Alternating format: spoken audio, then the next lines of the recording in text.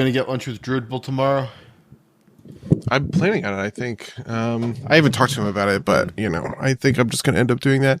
Because I am going to be working a little bit tomorrow, but not a ton. Like, all my meetings and stuff are canceled, so. Do you guys have I think it Rachel's off? Yeah, Rachel and I both have it off. In fact, we were talking about, what is up with my levels? 1, 2, 3, 4, 5. Oh, okay. I guess I just need to be over here. Closer? I'm actually not on the right mic. You can tell me if this sounds terrible. Or if it just sounds normal. That's better. Okay. Yeah, we had it off. We were actually talking about playing Warhammer. Rachel had this bit where she was talking about how it's not President's Day, it's Emperor's Day, and so we ought to play Warhammer. Actually, do me a favor and move away from your mic and speak. This is me moving away from my mic and speaking over here. Turn around. What is this like? I'm just trying to figure out. What if I... Am I okay, yeah, you're definitely on the right mic. Because for a second I thought it sounded louder but not clear, and I was like, maybe I'm wrong. But yeah, no, this is this is better. All right. All right. Yeah, we got everything here. All right, I'll start the stream then.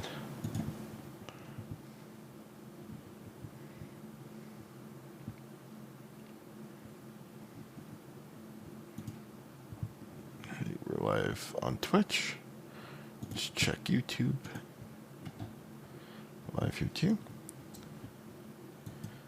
Hello, welcome to some Derps Talk About Games. I'm your co-host, Mango.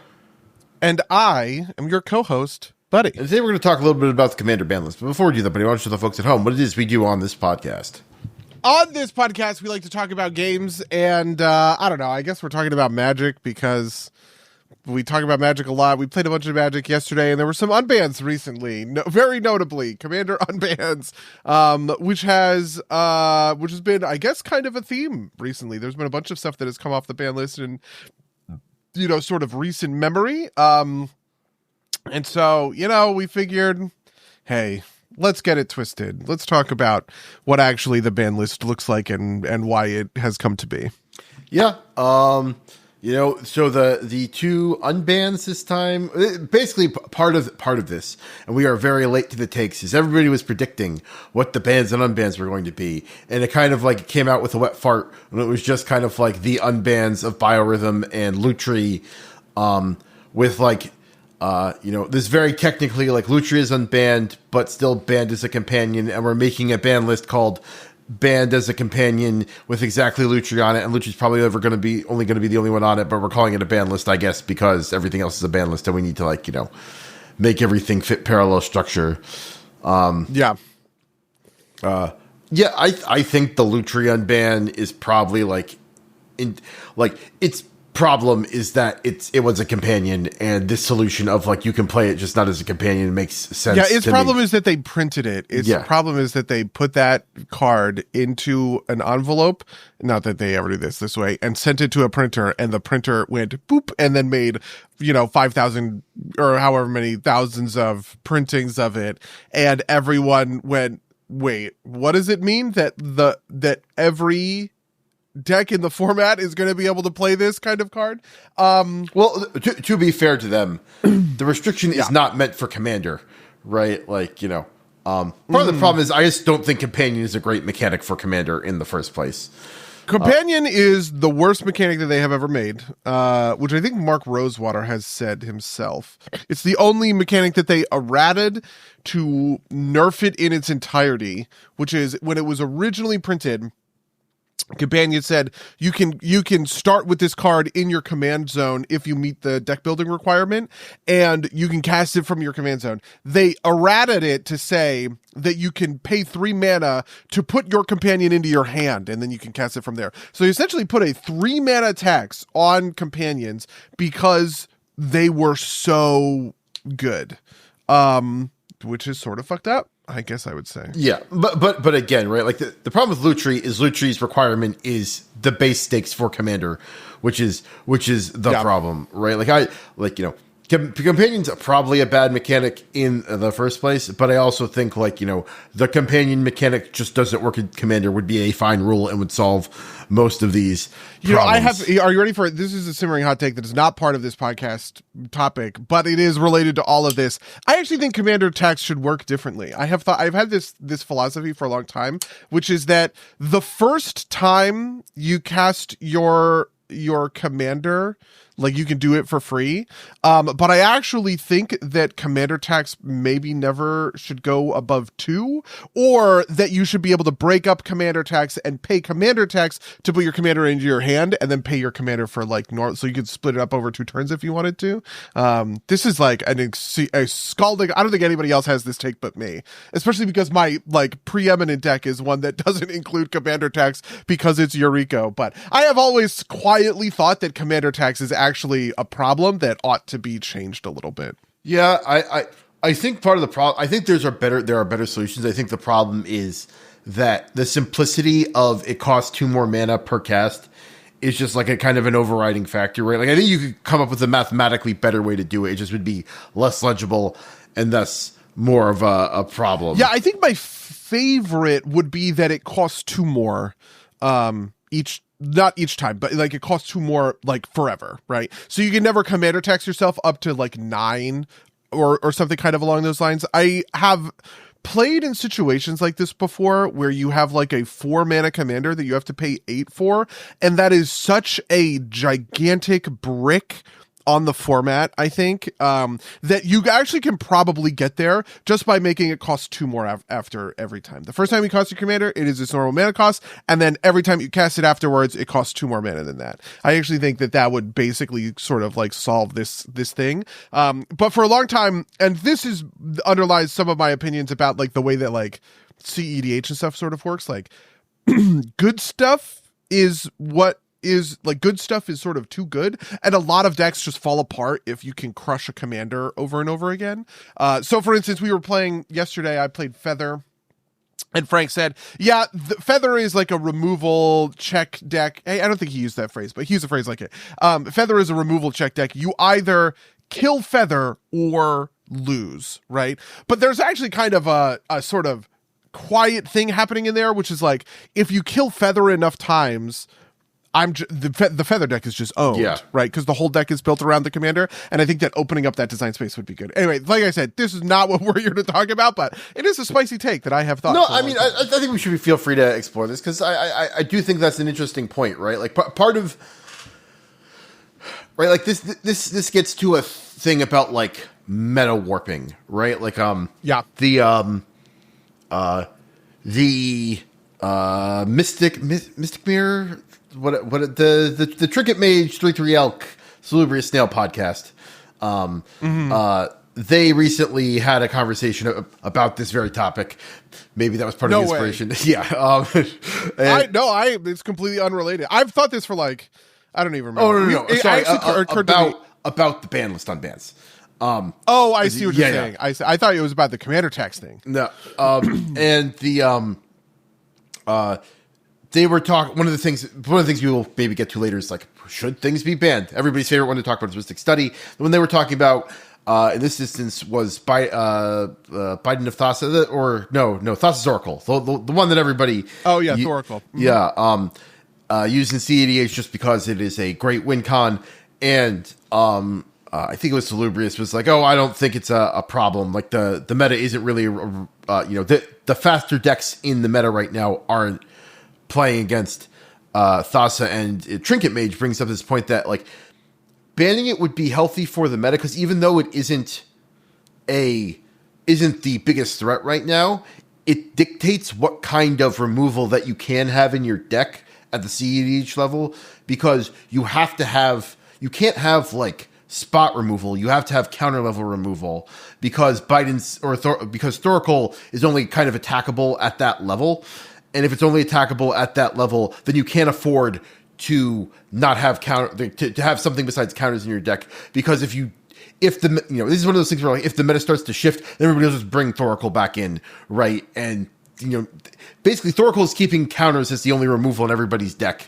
And if you banned it, it would. That's absolutely true. I was there when Thoracle was printed. I remember because we were playing Commander at that time in, God, was it 2017? Maybe 2019, I want to say. We were there when Thoracle got printed. I was like listening to all the podcasts and watching gameplay videos and all of this other kind of stuff. And one of the things that was happening in CEDH was basically there were some Labman decks, so Laboratory Maniac decks, or also there's a Jace that does it. It's like Jace, Master of Mysteries or something, where when you draw the last card in your deck, instead of losing, you win, right? There were some, not a ton, of CDH decks that were built around this, and there was a lot of sort of Path Swords kind of stuff happening, so that if somebody tried to win with Labman, you swords the Labman, they kill themselves, right? So that is like how it used to work before Thoracle. But that said, I do think Thoracle is not something I would personally ban. I don't know. There's we can get into some of this in sort of a minute, but before we move into that, what did you want to talk more about the commander text thing? So I think part of the thing that I wanted to point to with this meta shifting thing, right, is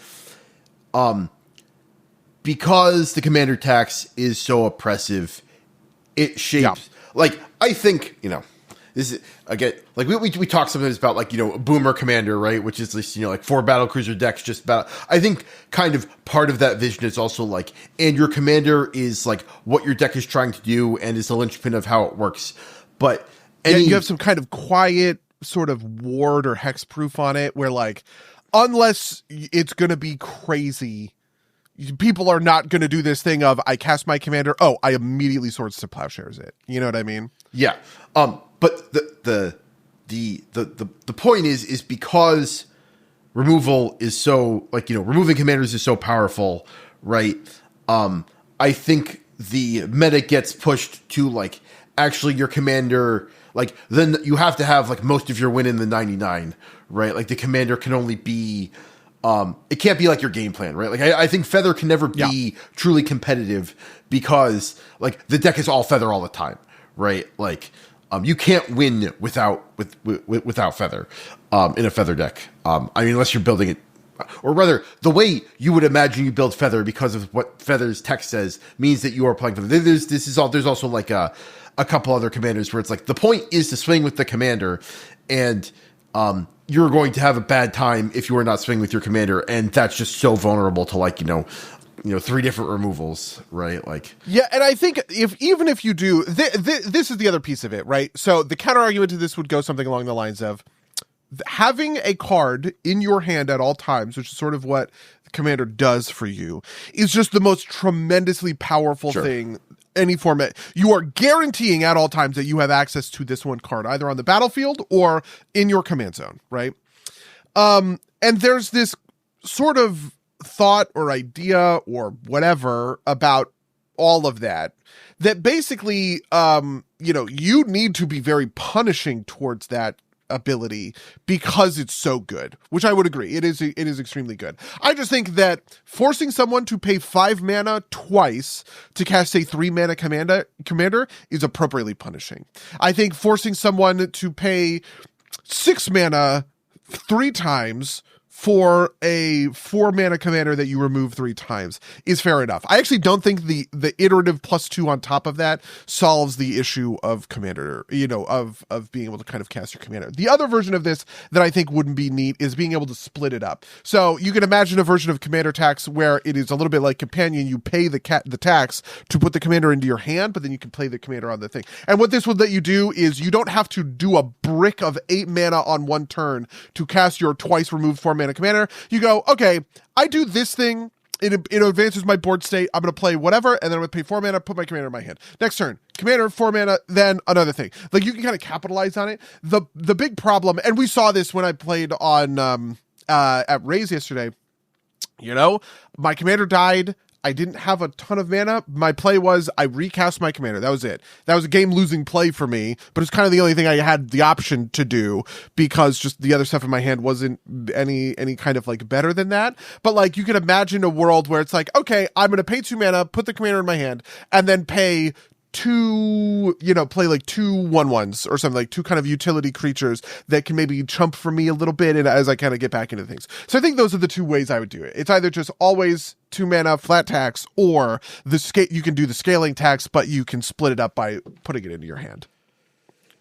Yeah, I feel like if if you gave me unlimited runway to be as crazy as I want to do some sort of math with it, right? It's like I could see something it increases by 2, but it caps out at double your commander cost, right? But modulo 2 or whatever, right? So Stiltskin, which is a 1 mana commander, right? I think he's 1 mana. Caps out at 3, right? Whereas if you've got a bigger commander, you make that more expensive because presumably, if you're later in the game, it feels like paying 8 mana for a 6 mana commander is going to be, repeatedly is going to be less punishing than paying 6 mana for a 4 mana commander repeatedly. Yeah, paying 5 mana for a 1-drop is ruinous to Stiltskin, right? You would just turn that entire deck off. So yeah. Although anyway, yeah, I wonder if there's another way. The problem is the other way you could do this is find have cards that decrease the commander tax, but then they become auto include in every deck, right? You kind of have to have them, or something Jeweled Lotus or Lotus, whatever the other tap for 3 mana is. Bigger commander, just that can only pay for commander tax or something like that, right? Yeah, I actually think the most interesting way to do it, this would be my favorite way of implementing it, would be the thing where you can put it into your hand, but you can do it at instant speed. So you can leave a bunch of mana open up for interaction, and then go, okay, on your end step, I pay 4 mana, commander in hand, right? And then boom. I think that kind of play would be really interesting. But I don't know. I think at that point, because the question is, then do you just swing the game so hard in the other way? Where instead of saying, well, actually, Commander is a game where your commander is a good, interesting portion of your early game plan, but it's not crucial to sort of win. And then you just go into, I play my commander and I win decks, of which there are a good number, where you do just kind of have to kill the commander on site in order to progress. I think that's a better version of Commander, which is part of why this is I think the good stuff version of Commander actually sucks. If we're going to have a format that is built around everybody choosing a legendary creature to have the whole deck revolve around, let's lean into that instead of leaning out of that. But hey, yeah. I'm not on the Commander rules committee. I have an idea. I think kind of inspired by your pay to put it in hand thing. What would you think of you can pay down the commander tax cumulatively whenever, right? So if it's about to hit your turn and you have 2 left, but you've got 6 commander tax, you can play 2, and that commander still has 4 commander tax left on it. But you eventually get around to it, right? It's a thing you could just kind of pour excess mana into. The problem. Oh, that's awesome. Yeah, the specific problem I would have with this is that basically it would make your luck bad because you just shuffle an extra mana into the commander deck. Yeah. But I think that's actually my favorite. I don't know. That would maybe be my favorite version of it. But at the same time, I think it privileges, I want to recognize that it privileges I like a good draw go deck. I think it is very fun to have a deck where I go, okay, I play my land, pass turn, and I do my whole turn on somebody else's end step. I love that. I do that all the time. But I think that, I recognize that is the best version to support that kind of deck where it's not even that you have to do one big chunk of 4 mana, but that you can break it up with all of the itsy bitsy pieces. And you go, I have 2 extra mana here. Boop, let's just pay down a tiny bit of commander tax while I'm, otherwise occupied. Yeah. That kind of thing. Yeah. I mean, I think maybe also the other way to do that is instead of instant speed is you can pay it whenever you want, but you have to pay it at sorcery speed so that you actually have to commit to it, which would maybe take a little bit of the edge off of it. Anyway, that's just a thought, and we should probably get back to the main topic, which is okay. Let's talk about the Commander ban list. So the history of the Commander ban list is really interesting. Back when it was EDH, there was a guy named Sheldon who unfortunately passed away a couple of years ago, but he's a kind of a legend for popularizing at the time EDH. And the thing that he did was he had a group called the CAG, which was the Commander Advisory Group, which was kind of him and his buddies for a long time, but then eventually it ended up pulling in kind of content content creators and stuff like that. And they were the ones who on the community level sort of owned the ban list and said, hey, these are the cards that are not allowed, right? For a long time, there was banned as commander. So there were certain cards that were banned as a commander. So for instance, Braid's Cabal Minion is a brutal commander to play against. That was banned as commander. I think Rofellos was banned as a commander. That is a 2-mana dork who taps to add 1 green for every forest you control. It just makes things kind of like insane. So, and then there were a bunch of other cards that were sort of like put on that initial ban list, many of which are very straightforward. We can just like rip through some of them now, right? So the Power 9, right? Ancestral Recall, Black Lotus, the Moxes, what is it? Time Twister. What's the last piece? The Power 9? And is it Time Twister, Time Walker, the Power 9? The Moxes are 5, Black Lotus, Time Twister. Oh my god, is Time Twister not on the ban list? Maybe it's Time Vault. Let's just look it up. What are the Power 9? Okay, Black Lotus, Time Work. Yeah, it is Time Twister, but Time Twister is allowed. That's wild. I did not realize that Time Twister was fucking legal in this format. Yeah. Well, 8 of the Power 9 are banned. So obviously Time Walk taking an extra turn after this one for 2 mana, too good. Nobody's going to let you play with that. Black Lotus, the most famous Magic card of all time. Also, tap, sack it, add 3 mana of any one color to your mana pool. Too good. Ancestral Recall, target player draws 3 cards for 1 blue mana. Too good, right? Those ones I think everybody understands are just not going to be, those aren't playable in anything except for vintage. There's a number of cards on here that I would consider to be like ancillary on top of the Power 9. So for instance, Channel is one of these. Channel is a sorcery, but it's a very old one. It's for part of the very first combo of the game, actually, where Channel Fireball comes from this, because you would pay Channel, pay 19 life into the channel. It says until end of turn, anytime you could activate a mana ability, you may pay 1 life, and if you do, you add 1 colorless to your mana pool. So the way that this worked at the time is you go, I pay 2 red mana, I pay 19 life, and then I put a fireball with X equals 20 into your face and kill you, kind of thing. There's a number of these that are sort of similar. These are kind of like older cards that just sort of do too much good stuff. So Library of Alexandria would be a good example of that.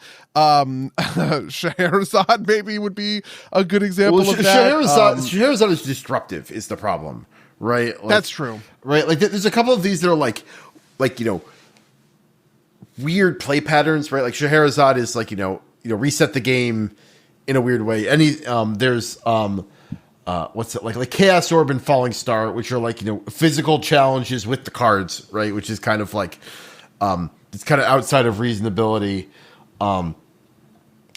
Any of these kind of like very weird cards that like don't operate in the way you would normally like. There's a reason that Sway the Stars is unbanned now and Scheherazade isn't, and it's because like, I feel like it's mostly the form factor there, right? Like, but beyond kind of like we have to reset. Yeah, Scheherazade is 2 white mana. Sway the Stars is 10. Yeah, like okay, you got me, kind of thing. Yeah, there's a number of these other ones that are on here. So Fast Bond is one of these. These are all just kind of like classic, extremely good cards. There's a whole suite of Urza's Saga cards. So for instance, Tolarian Academy, which is a legendary land, taps to add 1 blue for each artifact you control. Famously, insanely powerful. Everybody thinks this card is way too good. You never ever see it in formats.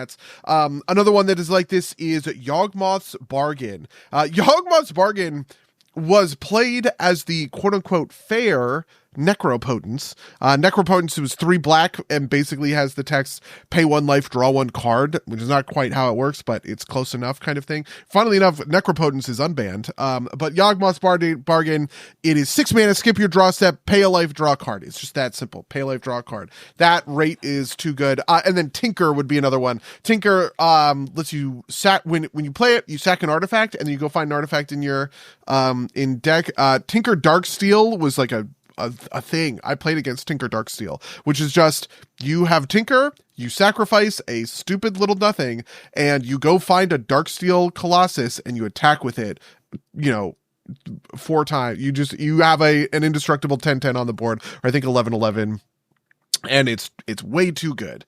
I'm sorry, what's up? I was going to say, like, I feel like Yawgmoths and Griselbrand fall into this kind of like pattern, which is, having 40 life means that effects where you pay life to do things makes things run out of control a little too quickly, which is, I think, a theme here as well, right? Griselbrand is here because, basically the 40 life makes the penalty you pay there just like not enough, and same thing with Yawgmoths, right? Like you have 40 life to play with, so you can just like dump a ton of life and it's not a problem, especially at a competitive format or at a competitive level. Yeah. And those are maybe like the classic sort of old-timey cards.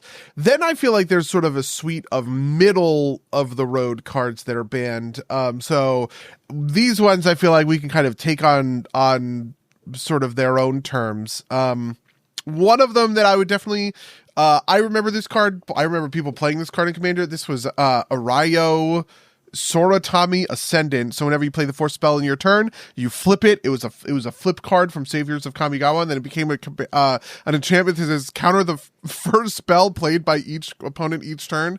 That card was brutal. It kills the first thing anybody does on the turn, and you had it in the command zone. So it basically was like, go fuck yourself, the deck. Yeah. Yeah. Should we just start going from these top to bottom, skipping over like these kind of like exceptions? Yeah, that sure. Let's go. All right. Yeah. So the first one that we haven't talked about yet is balance, which is each player chooses a number of lands he or she controls by the number of land equal to the number of lands controlled by the player who controls the fewest, and sacrifice the rest of players. Discard cards and sacrifice creatures the same way. I feel like this one is just kind of like there are a bunch of bans in here that are like resets the game in a way that is going to, Commander games are already too long. We are going to make them longer by having these reset cards. I think there's a handful, and balance is one of them that does that, right? Where they reset, but not in a way that's like, game closing enough, right? Like Worldfire ends the game, balance kind of resets it.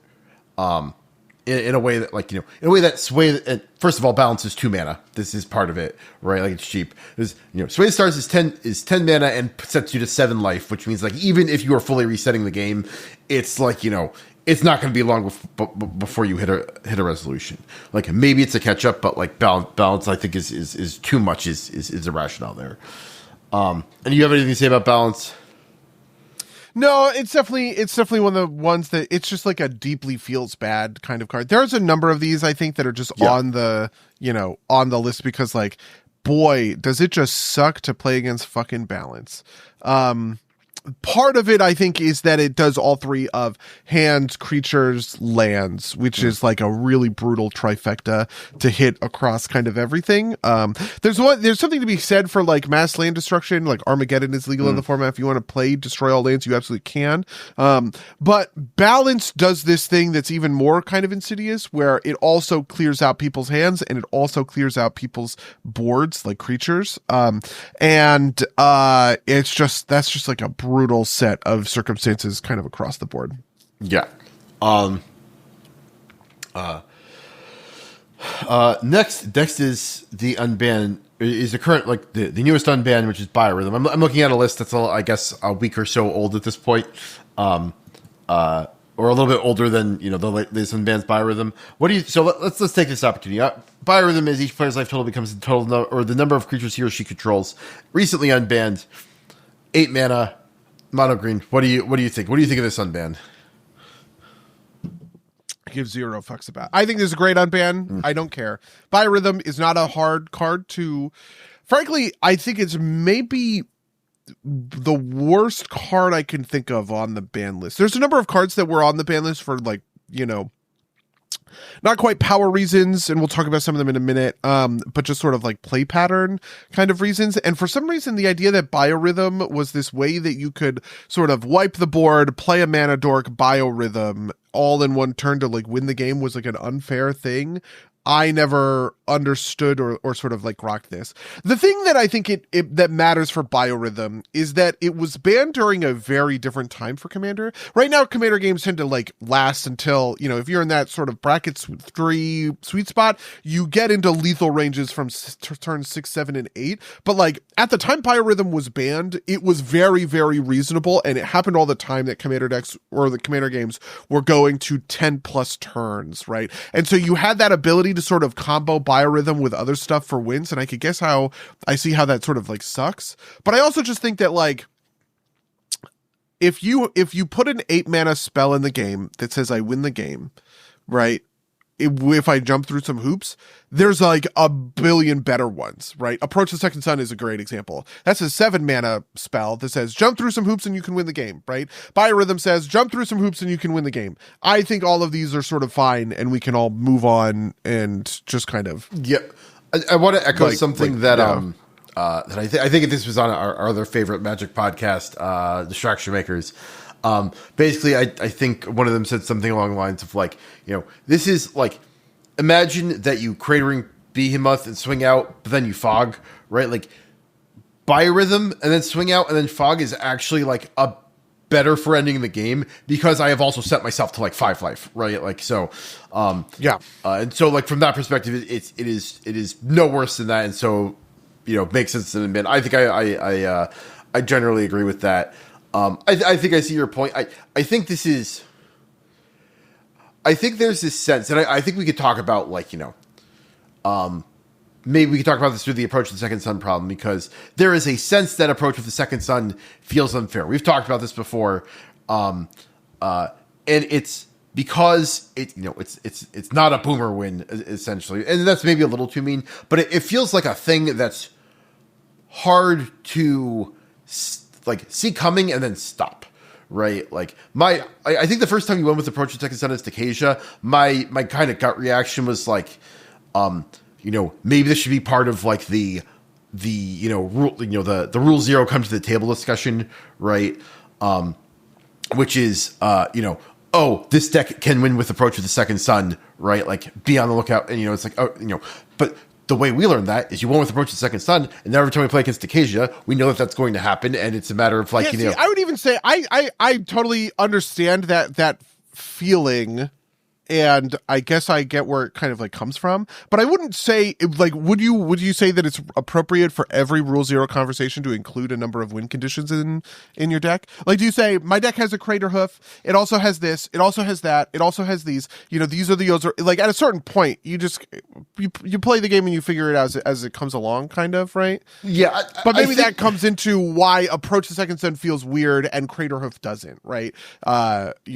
I had a whole thing about like, actually it would be better for my Takesia deck if I just ran Crater Hoof, because Crater Hoof would probably be a cleaner win con than Approach the Second Sun, which makes me jump through way more hoops. I like Approach the Second Sun more because I personally think it's cooler, because you have to assemble a whole apparatus in order to set it up, right? But yeah. No, I think you are mostly, I think you're mostly correct. I think that part of it is just kind of like, I was thinking about this like, I think it's fine, especially among a group you're playing with. I think maybe there's a softer thing to talk about when you're playing like, at a store and like, you're talking like, oh, bracket 2, bracket 3, right? Like, right. Like maybe there's a thing in there that you talk about, right? Because you don't know what other, like, you talk a little bit about the general win condition because you don't know what people's expectations are. But I think on our group, it's fine. Because I think that's I think also I win conditions feel bad just kind of in general in a multiplayer format. I think there's just like a problem with multiplayer formats that like I win the game. Yeah. Like I feel like Josh has, friend of the cast, Josh, would have just as much right to be mad at me for not calling out, oh, the way Stiltskin works is I put these things that make you lose the game instantly and then give them to you, right? Like, because I just kind of like sprang that on them. He was way ahead in that game. I just made him lose out of nowhere, right? Like, and it didn't cause me to win, but it caused him to lose. And like, if he told me, is like, hey man, that feels kind of bad. I'm like, I get that, right? But I think also within the how do you context feel of our about pod. playing for second, third, fourth? This is something the Distraction Makers brought up, which I actually thought was incredibly clever, which is, if somebody hits an I win button, the whole game doesn't just operate out of nowhere. You just recognize that person has number one on the podium. Their stuff phases out of existence as if they died, but the game can keep going and people can play for second, third, fourth, which I actually think is actually kind of a clever solution, especially in like certain kind of contexts where, like, part of what sucks about the I win button is it shuts off people's engines as they have built them, right? Versus I don't know what the opposite version of this is, but like the ability to sort of play things out feels good. Or imagine this. I could put Teferi's Protection on Panoptic Mirror. Panoptic Mirror is a card that says, you tap a bunch of mana, you put an instant or sorcery on it, and you imprint it on the thing, and on your upkeep that auto casts, right? So you could print Teferi's Protections every single turn, and you go, every turn my life total can't change, my stuff phases out, you can't damage me, all the rest of that stuff. I'm still in the game, right? But other people are playing, nobody can interact with me or something kind of along those sorts of lines, right? Everyone would recognize that that's a pretty solid lock, and the Teferi's Protection player is the player who's going to eventually win the game, but they would all be sitting there playing for second, third, fourth until you force the Teferi's Protection player who has this beautiful lock where they never have to, be threatened by the board, can then come out from behind that and like win in heads up or something kind of like along those sorts of lines. It's like that would be something that I think would be kind of interesting, right? If I play Takesia and I loop Approach the Second Sun and people said, hey, do you guys want to play for second? I would be totally fine sitting and waiting while people adjudicated the rest of that game after my stuff has sort of phased out of existence. I think that's interesting. I think it's just like, I think it's a hard thing to like system, because Magic systems work against this, right? Like Magic systems are like, I think it's part of the problem with I-win conditions is like they're bottom out systems, right? Like, you knock people out. And so like, how do you adjudicate, like if, we're playing a 4-person game and we knock out player D and then player B approaches the second sun, do players A and C just like play for second, like play face off of that? I think that like plays out weird. I think most of the time people, I really, my philosophy is people should just take it and move on, right? I agree. When we played yesterday, we played a game, I played on Taval, I got board wiped, I just kind of couldn't get onto the board or whatever. When Frank laid out his final sort of win, I was like very happy to just be like, great, you kill me, let's go. You know what I mean? There's a lot of people, for instance, on the Craterhoof side of things where people have said we should ban Craterhoof, and I'm like, I never want to ban cards like that. I want cards like that in the format so that they win. And frankly, I don't think that they're the best cards in the deck. The thing that makes Takesia win with Approach the Second Sun is not fucking Approach the Second Sun. It is the fact that I've built the rest of the deck to create a value engine around digging, right? And the way people beat Takesia and have beaten Takesia in the past is by, nuking the graveyard and killing important combo pieces, like all this other sort of stuff that you use to normally sort of like disrupt a regular old value engine. The fact that Approach the Second Sun is the way that the game sort of like ends has an extra little kind of like spice to it, but I don't actually think it's what makes that deck powerful. Yeah. So here, an errant thought. How would you feel about something like banning every I win card? Right, or like errating every I win card to like target player loses or something like that. Oh my god, that's interesting. Just because I kind of love eradicating it into target player loses the game. I'm going to be real with you. The idea that I could loop Approach the Second Sun 3 times is incredibly fulfilling. The idea that I can then go, okay, I approach the Second Sun, I gain 7 life, you lose the game, and then approach the Second Sun, you lose the game. Like, that sounds awesome to me. Well, but that's probably the opposite answer that you're looking for. No, well, you've highlighted the problem, right? It was like, if you're in the position to loop Approach the Second Sun, you're in the position to loop this Approach the Second Sun 2 more times, right? Like, and that's actually not technically true. to be fair, most of the time that I think I have won with Approaching Second Sign, which is 2 or 3 times with Takesha, I would not have been able to cast a third or a fourth time. But I would have been able to put it back into my deck, and then as long as I untap the next turn, and typically I was in pretty good defensive positions at that point, I would have been able to do it 2 more times to secure the win. But it is, I do think that is sort of an interesting kind of errata. Yeah, it would completely fuck Thassa's. You can't Thoracle because you would Thoracle, kill somebody, and then die because you can't do it again. You know? Yeah. What I mean? No, but I think part of the fundamental problem is I win cards. Yeah. Get stronger the more players you put in the game, right? Like, you know, true. And I could actually see a rule that's like no I win cards bracket 3 and below or something like that, right? Like, just because I think that would.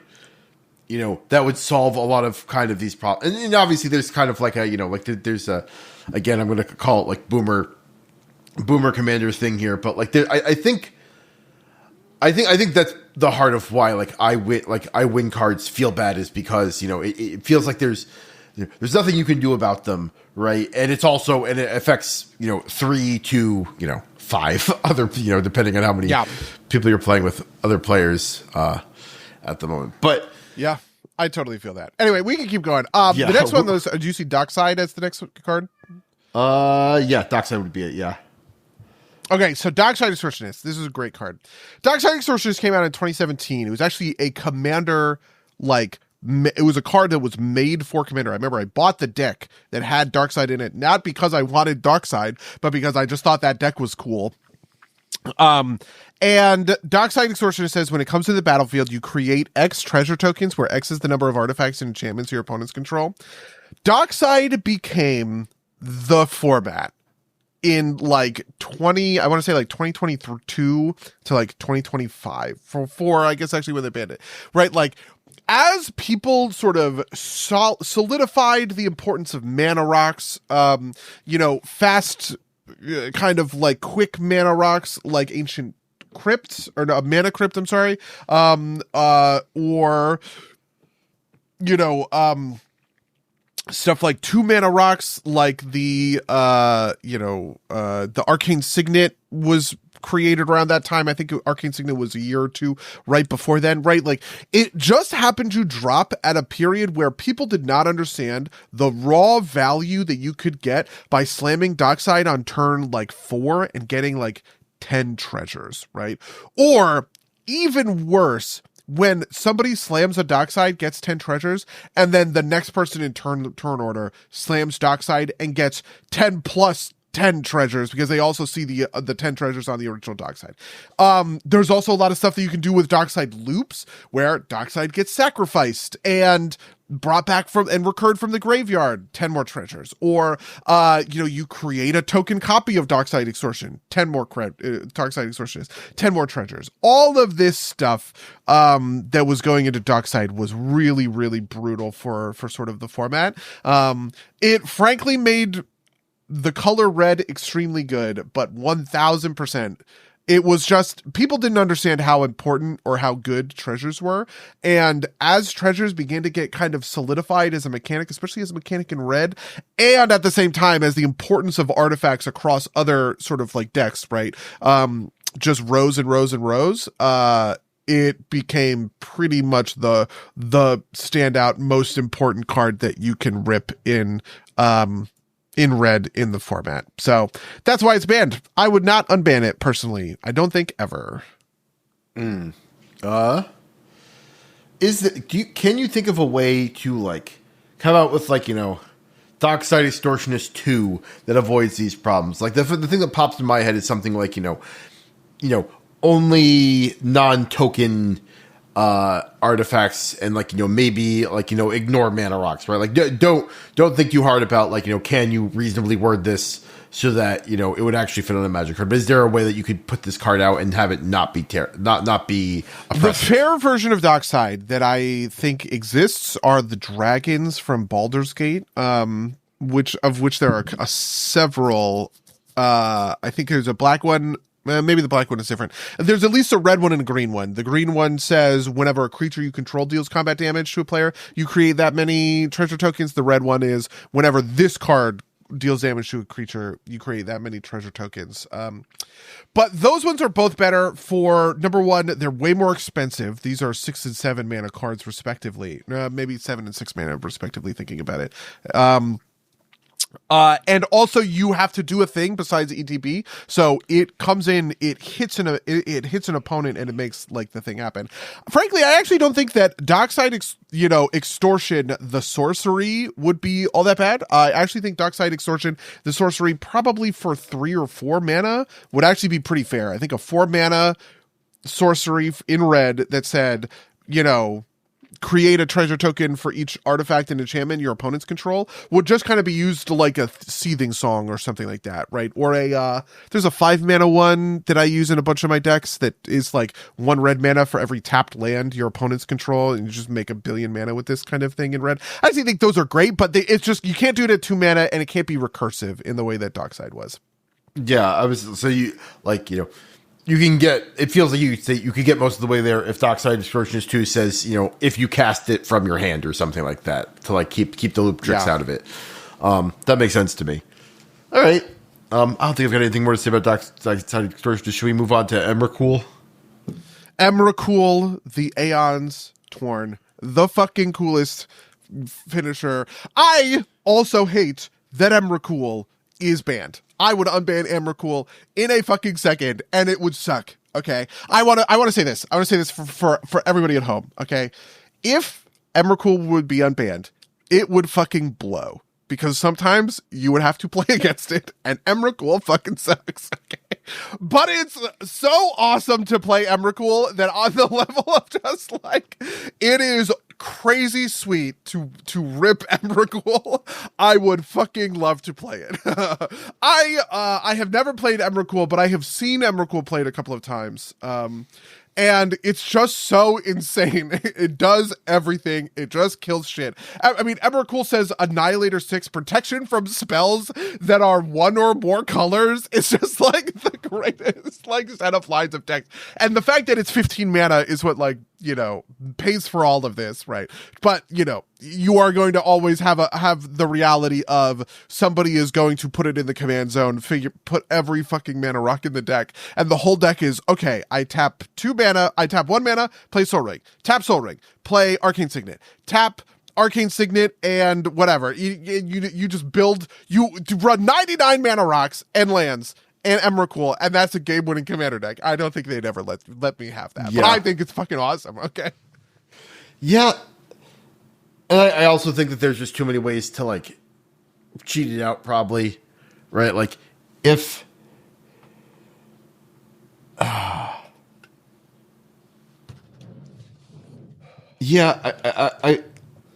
feel like part of the problem is it's like colorless too, right? Like you can go in every deck, right? Like I feel like you can make Emrakul work if you said Banda's commander and its color identity is like colorless in a way that like like maybe you could solve this if you were routed like colorless creatures that aren't artifacts are like have the identity of colorless and this can only go in colorless decks or something like that.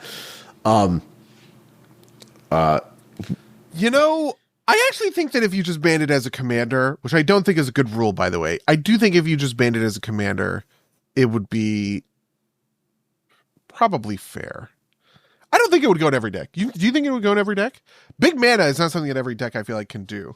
But it is the kind of thing that, like, if you're telling me I could put fucking Emrakul, the Aeon's Torn, into Kasia, second, because that's kind of a big mana deck, right? It's about getting a ton of lands into play.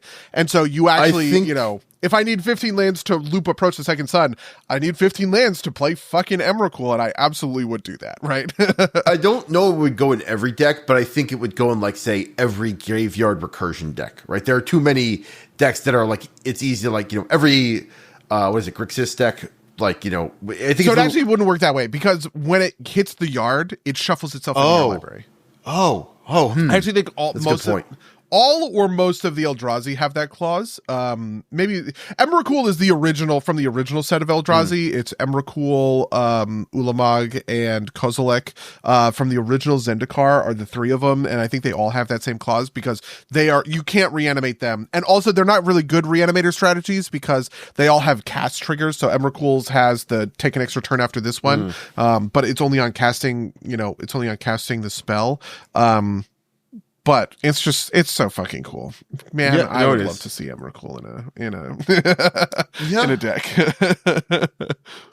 Yeah, I wonder. Like, I think the answer is there would be ways to make it fair, but I think you'd spend so much time trying to plug the holes of like I think you could be like, guys, don't be an asshole, and you could put Emrakul in your 99, and it would be mostly fine for like normal people, but you can't like plug the holes using the bracket system in enough ways to like catch every corner where like some guy figures out how to like, rip Emrakul out of nowhere and like, make somebody cry at the LGS. And it's like, oh, bracket of the game, my deck's bracket too, right? Like, or something like that. Yeah, Emrakul is always a game changer and is like, it would be the kind of game changer that like takes up 3 slots. You know what I mean? Like, or 4 slots, I guess it would have to be. Where it's like, if you play this card, you're in bracket 4.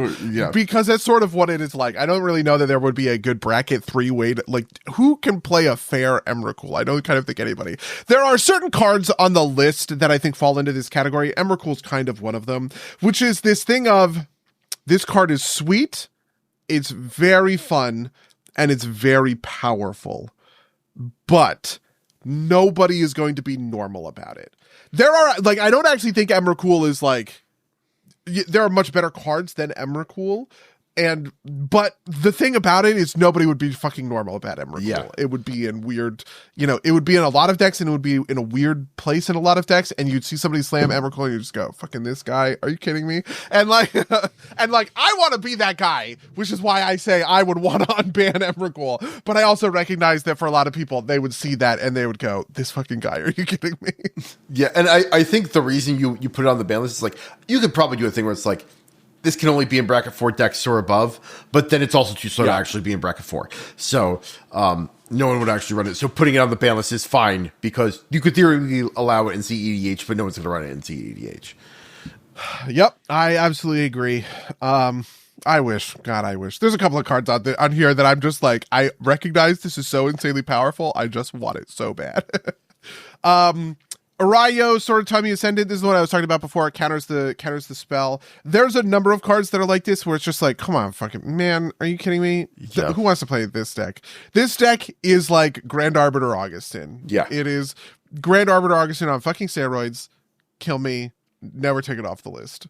There's a couple of cards that on the flip side, I actually feel like this way about, which is the card's not that good. I don't think Arayo is that good.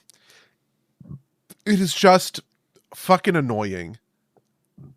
And I don't think it enables any good plays. Like, nobody is going to be like, wow, I'm going to whip out my sweet Arayo deck and increase the amount of fun that's happening at the table. I do think that somebody could whip out Emrakul and increase the amount of fun at the table where everybody goes, oh, Emrakul. You know what I mean? I just don't think that ever happens with Arayo. And so therefore Arayo should stay fucking banned. That's my 2 cents. Yeah.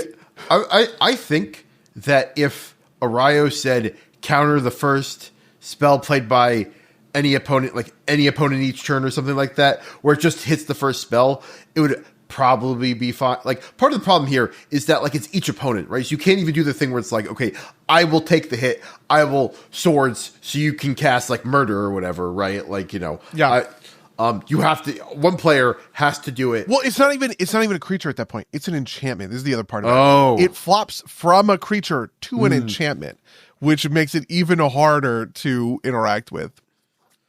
Yeah. No, that's totally fair. Yeah.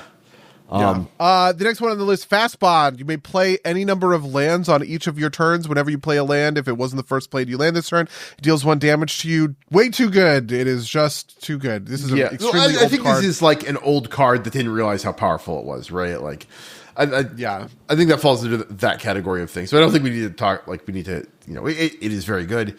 It is also another one of these things where it's like, you have 40 life.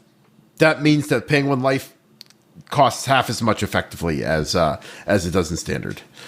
Yeah, absolutely. The next card on the list, this one's great. Flash. Okay. When I played Commander in college, Flash Hulk was insane. Flash says you can put a creature card from your hand onto the battlefield, and if you do, you sacrifice it unless you pay its mana cost reduced by 2. So the reason Flash is banned is because of a card called Protean Hulk. Protean Hulk is I think 7 mana card that says when it dies, you search your library for 2 cards or 2 creature cards with mana value 2 or less, and you can put them onto the battlefield. The Flash was sort of the Thoracle of its time, because what you do is it was called Flash Hulk, right? You search up Protean Hulk, you flash, you play the Protean Hulk, you don't pay the 2, Protean Hulk sacrifices itself, you pull 2 cards out of the deck that are an infinite combo, and win the game off that. It was just like, it was the most common thing, and I played against it a million times. Jeff, the RA, I think he's a lawyer now, shout out, go fuck yourself. I hated playing against this all the time. Every single one of his decks had fucking Flash Hulk in it, and it sucked, okay? I actually sort of think, all that said, Flash Hulk probably can come off the list. I think now just the format is much more powerful, and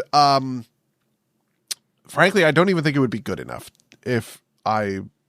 you have to do quite a lot to assemble a Flash Hulk combo, and I just kind of feel like it would not win anymore. I think the problem with Flash is it points to this kind of more general problem where, like, they're putting too many ETB things on creatures, right? And so it is also true. It's effectively like it's like a Flash evoke, right? Like, or it's Flash the mechanic evoke, which is I think that's more of a, I think it would be fine in an environment with less kind of ETB effects, that kind of thing. But I think you could probably get away with making it a game changer, and actually, I think that point. Yeah, I would probably agree with that. I think you could get away with it on the game changers list, and it wouldn't be a big deal. So yeah. Golos, Tireless Pilgrim is your next one. Do you know Golos? I remember when he came Golos? out. I remember him warping the meta, but I don't remember it enough to like have big thoughts on it. I played against Golos once, and it was awful, and it super sucked. And I was immediately like, I totally get why this card gets banned. Golos says, when he enters the battlefield, you search your library for a land, put that onto the battlefield, tap, then shuffle your library. And then he has 2 in a Wooburg, so 7 total mana, and you have to hit all 5 colors. You exile the top 3 cards of your library. You can play them without paying their mana cost. Golos famously, somebody said this thing about Golos, which has stuck ever since. Most decks would get better by playing Golos as their commander, was the way that got phrased, right? The idea is just that Golos is just such generic value. He's just always so good that if you're playing elves, oh yeah, you play Golos and rip a guy's cradle, and it's way better than playing fucking, whoever, right? Freyalise or some shit, right? Or Lathril or something like that. If you're playing, I don't even know, goblins or something like that, you rip Golos and you get a sacrifice land or something, and then you get 1,000,000 goblins and sack it all to the sack land or something. It's just like the part of Golos that I think sucks the most is that you can find any land card, and most cards in command, or most decks in Commander, have a land that is extremely good if you can get it into play, and there are not great ways to sort of tutor for it, and Golos puts that into your command zone at 5 colorless mana, which is just too easy. It just does the game too easily. And And so in my mind, Golos sort of fits in this sort of play narrowing space of like, if we want Commander to be the place where you find a cool legendary creature to build a whole deck around, and then actually it turns out that there's one creature that's better than all of those creatures combined, let's get rid of that guy. He's not sort of worth it. There's an argument that I would call sort of the Flash from League of Legends argument that you could make kind of about this, which is something along the lines of the game is better even if it is ubiquitous. And I think that is actually quite true. In fact, I think it's true for something else that I would put on this list. But it is not true in my mind of Golos. I think it just reduces the design space to 0. Yeah, I think to take the kind of lull flash question is like, summoner spells are such like a small part of what that game is that it's not, the end of the world, right? Like, I think that like Soul Ring being in every deck is not the end of the world, right? Or like Arcane Signet being in every deck is not the end of the world. But like narrowing the command space is too much. I think, right? Like, Yeah, I actually like Soul Ring quite a lot. Soul Ring, I actually would use the Flash from League of Legends argument. The fact that some Commander games begin by going, I play a land and I play Soul Ring, right, is incredibly evocative and makes for great games because it immediately turns someone into the archenemy, right? Everyone goes, wow, that's really powerful, right? If somebody gets to kind of like cheat ahead on their kind of terms and stuff like that. I think all of that is actually really good for the format, to be honest with you. Yeah, so that's my argument around Golos. Yeah, I think I feel that. This is another one in the Emrakul band, real Griselbrand. Oh, I'm sorry. What's up? I just want to know, like, do you think Golos would be fair if he was banned as commander? Meaning he can only go on like Wooburg decks, right? Yeah, I guess he probably would be fair at that point. Yeah, probably. I think also part of it with Golos, if I'm being real, is that Golos is also kind of just sort of boring. Yeah, that's part of what I don't like about Golos.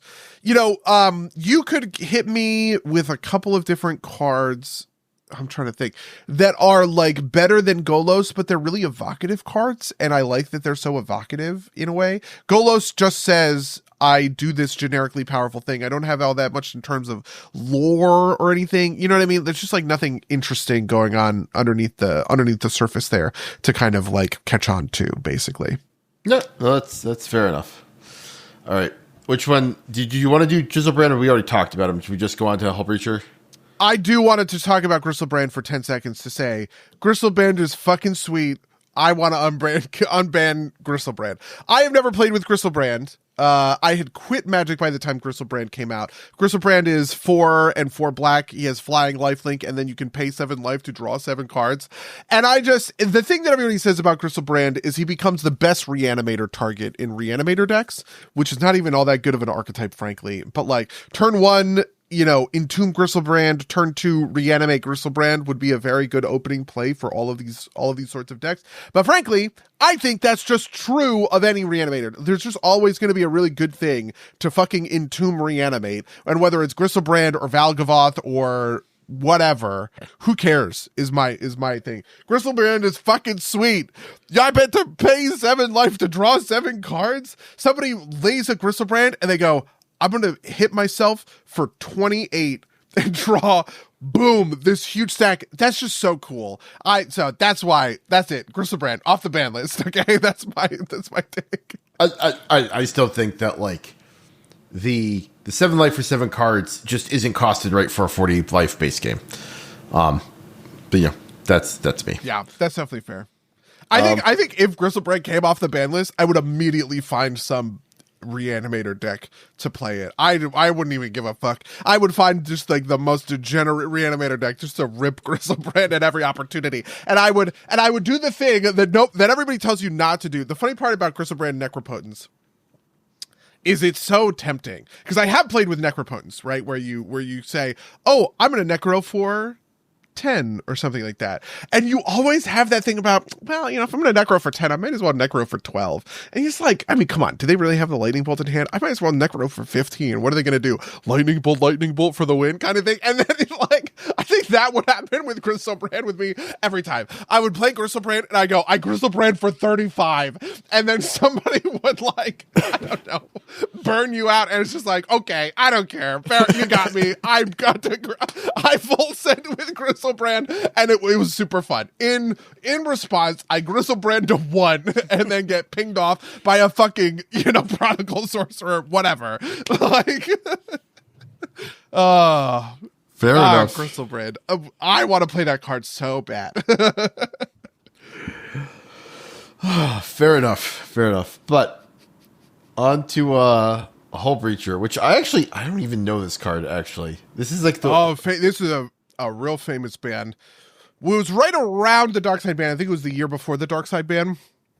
Hull Breacher, I did not play against, but I saw it played a million times, and it is brutal because it's a replacement effect. Hull Breacher says, if an opponent would draw a card, except the first one they draw on each of their turns, draw steps, instead you create a treasure token.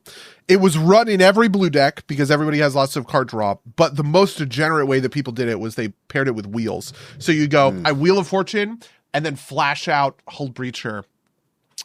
Everybody loses their hands. You create whatever 20 treasures off of this, and it's just game over, man. I think this came from an era of design where the power of treasures was not respected.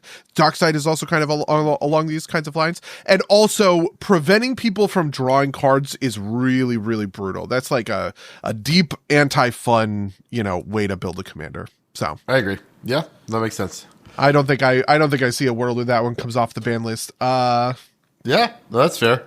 This is what I played against. Do you know Ionia? Yes, because I think they mentioned they were there was somebody said something about maybe unbanning. I'm like, absolutely fucking not. This is just like too toxic of a card to like ever allow. Really, you would not unban Iona? It is the play pattern of you specifically cannot play Magic anymore is too bad, right? Like or like you specifically cannot play like half to 3/4 of your cards even is too bad, right? Like I have played against Iona. It is a brutal card. It is truly brutal. It was, I actually think, fair in the olden days. When I was playing my Rexsteel deck is when I played against Iona, right? So this was like the 2010, 2011 sort of era. When Iona was played there, it was really played as this finisher in white, where you said, I have a control deck, I'm turning the corner. I'm going to go Iona, name black, and you can't kill it because, you don't have whatever, and I'm just going to have this huge 7/7 with flying that will lock you down and sort of end the game. I think now Iona is ironically too slow to be kind of... Iona would never see play natively. It would only see play in degenerate ways.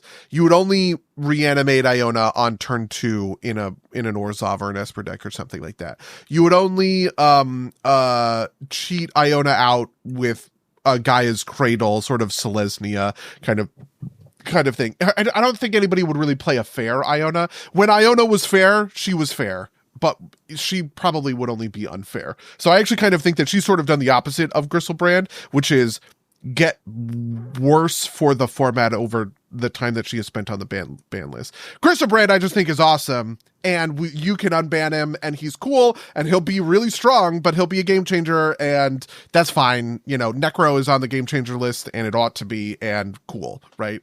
Iona, I like... You would only ever play it in the most degenerate, unfair ways. It is the kind of card that nobody would be fair about. Yeah, and I also just don't think that there's a like way to play it that just doesn't stopping somebody from playing most of or all of their Magic is just like too much. Like yeah, this is also part of what makes Griselbrand awesome. Griselbrand doesn't say anything to your opponents. It just says, I am going to play a lot of Magic this game. That's what Griselbrand says. Iona says, you guys are going to stop playing Magic this game. That's what sucks about it, I think. I agree. I think, I don't think there's... I would unban Griselbrand before I unbanned Iona. I think there's very few cards I would unban before I unbanned Iona, just because, I don't know. I feel like some of these cards, like, I could get people to be cool about, right? Or like I could understand, like, like Hull Breacher, I get that that's like super oppressive, but it's also like a normal creature that, like, someone could murder, right? Like, and it would be relatively okay. Like, I feel like if I had Hull Breacher in like a Merfolk tribal deck or something like that, where I'm not running, I guess Windfall would, or any of those kinds of cards, and you just sort of said, I'm running him because he's a Merfolk and he has this other ability that is incidentally good, but I'm not going to use him to torch your whole hand. Like a fair Hull Breacher it's the same sort of like logic, right? Yes, Hull Breacher could be fair, but nobody ever plays it fair. Yes, Iona could be fair, but nobody ever plays it fair. Therefore, I kind of think both of them just ought to stay banned. Yeah, no, I feel like there are things that we could play. Like if our pod sat down and was like, I'm going to play Hull Breacher in my like Sig deck, right? Like I'm not going to run any wheels or anything, right? Like then maybe that works. But you can't like be like LGS. Hull Breacher's unbanned. You go in and make people not like hate each other, get into fist fights in your store, right? Like that kind of thing. Jeweled Lotus. Do you think? Are you ready for my really hot take on this one? Yeah. What's your thought about Jeweled Lotus? Jeweled Lotus is really complicated because it is basically the only card in all of Magic that you effectively cannot play. Yeah. Like, I think it's legal. If you wanted to play it in Vintage and Legacy, you could, but it literally doesn't have an effect because there's no such thing as a Commander in those formats. Yeah. So it's like the card that was made for Commander that is unable to play in Commander. I think my hot take is maybe I just didn't see enough of it was happening, but I think you could pretty safely unban it, and it wouldn't be the end of the world. Here's how I want to unban Jeweled Lotus, okay?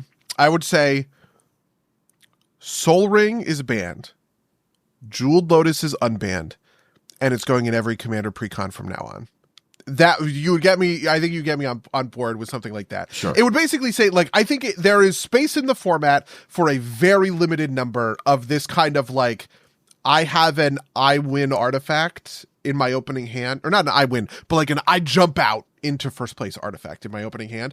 Right now, that spot is sort of taken by Sol Ring. I kind of think Sol Ring and Jeweled Lotus in the same format I would say no to, but I would be interested in a world where we say, okay, everybody takes Sol Ring out of your decks, and here's a bunch of Jeweled Lotuses. You'd have to make it extremely cheap is the other thing, right? Like, it would be the kind of thing that if I was like the guy on the Commander Rules Committee, I was making this change, I literally would go and I would print 1 million Jeweled Lotuses and give every LGS a stack of them and say or maybe I'll put in like a Commander, like let's say we had Commander Masters 2 or something like that. Every pack has a Jeweled Lotus in there as a token or something like that. And I would just do it like that. I think you can't have Jeweled Lotus and Sol Ring in the same deck, but I think that having Jeweled Lotus is cooler than Sol Ring, and I would probably prefer it. I think that would be sweeter. But I think this makes the format too complicated, but I also could get on board with the thing that's like, you get to choose one of, Jeweled Lotus, Sol Ring, maybe throw a couple other things that could fit in this slot in here. And it's, different than a game changer, but like, you choose one and you're fine. But I also Canadian Highlander is like that. Canadian Highlander assigns points to cards. And you have to like consult the points, and you can't go above, I think it's 10 points or something like that. I would also be okay with something like that, and like Jeweled Lotus is all 10 of your points or something like that. I don't think Jeweled Lotus is quite that strong, right? I think the problem with Jeweled Lotus is what you've pointed to, which is like, turn one, Sol Ring, land, Sol Ring, Jeweled Lotus, 5 mana commander on the board, right? Like, yeah. Oh God, kill me. But my hot take is Jeweled Lotus on its own is actually not all that crazy. It's just in the right situation, it is oppressive. So I think like you said, swapping it out for Sol Ring, or like having a way to like something like you I think it'd even be fine in the same deck as long as like it says if your opening hand contains both Jeweled Lotus and Sol Ring, you must mulligan or something like that, right? Like, you also could maybe get me there by banning a bunch of other stuff in the format. Like maybe if you banned all the fetch lands, I would also be like, okay, you can bring Jeweled Lotus back in. Do you know what I mean? Because like part of the power of this whole archetype of stuff is that like there's just a lot of powerful things you can do at kind of like low mana. So if you banned all the fetch lands in Commander and said, okay, we're no longer gonna have fetch lands in Commander, but we're gonna unban Jeweled Lotus, I actually kind of think that would be kind of okay, because you would then, I don't know, you just sort of like find another way to kind of like decrease the power level overall. I also think that Jeweled Lotus, is maybe overthinking it. Jeweled Lotus is a great thing to be controlled by the Game Changer list, right? So if you were to tell me Jeweled Lotus is off the ban list, but it's on the Game Changers list, and you can't play bracket 2 deck with it, and it has to be one of your 3 Game Changers for a bracket 3 deck, I actually sort of think Jeweled Lotus is kind of okay in that sort of scenario, because frankly, maybe it doesn't go in every one of these, right? We play in sort of bracket 2, bracket 3 pods. I actually run, I do everything I can not to run Game Changers, and I have very few of them in my decks. I think it's like, I have 2 Smothering Tithes, maybe. I don't have any Rhystic Studies. I don't even know. What are some other Game Changers? Like, I don't even remember what some of the other ones are. I guess I have Deflecting Swat, which probably doesn't even deserve to be on the list in the first place. Jeweled Lotus is worse than a lot of those cards. And I think maybe you could make the case that it's protected against it. But if somebody Soul Ring Jeweled Lotus 5 mana commander on turn 1, I'd be fucking furious. I would be like, this sucks. I hate it. Yeah, I feel like maybe you could do like put Soul Ring and Jeweled Lotus on the Game Changers list, and like that's enough that like, you know, once every, you know, 30 games when your bracket 3 deck, which only has, you know, Jeweled Lotus and, you know, uses its Game Changers budget for Jeweled Lotus and Soul Ring, that it like cheats out your big commander. And even then it's like turn 1 Jeweled Lotus Soul Ring only gets out a monocolor commander, right? Like, you know, That's true. Yeah. I think that's probably a fair enough trade-off. I actually think that's correct. I think that's how I would do it. If it were me, I would go Soul Ring is on the Game Changers list. Jeweled Lotus is on the Game Changers list. And if you want to be in bracket 3, you're using 2 of your 3 Game Changer slots on these fast mana. Yeah, that's great. I would be into that. I don't think anybody else would. I think everybody would be mad about it. I think everybody would go, this is, you know, oh, this is bullshit kind of thing. Yeah. Like now all of my, but I actually kind of wish that more people pulled Soul Rings out of their decks in the first place. So I think pulling a Soul Ring out of a deck in order to bring it down to bracket 2 wouldn't be actually a really good thing for the format in general. So yeah, I think I would unban Jeweled Lotus and I would Game Changer Soul Ring at the same time if I were to go for it. All right.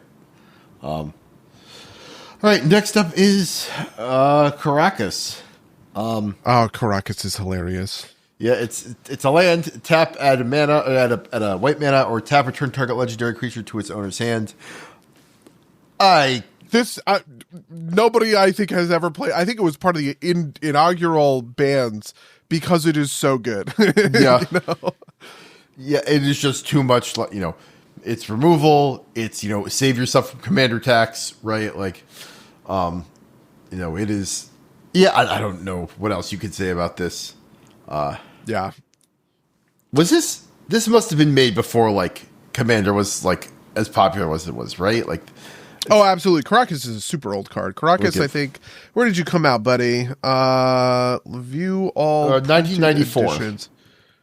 Yeah. So, is it an Arabian Nights card? I guess. It actually doesn't say.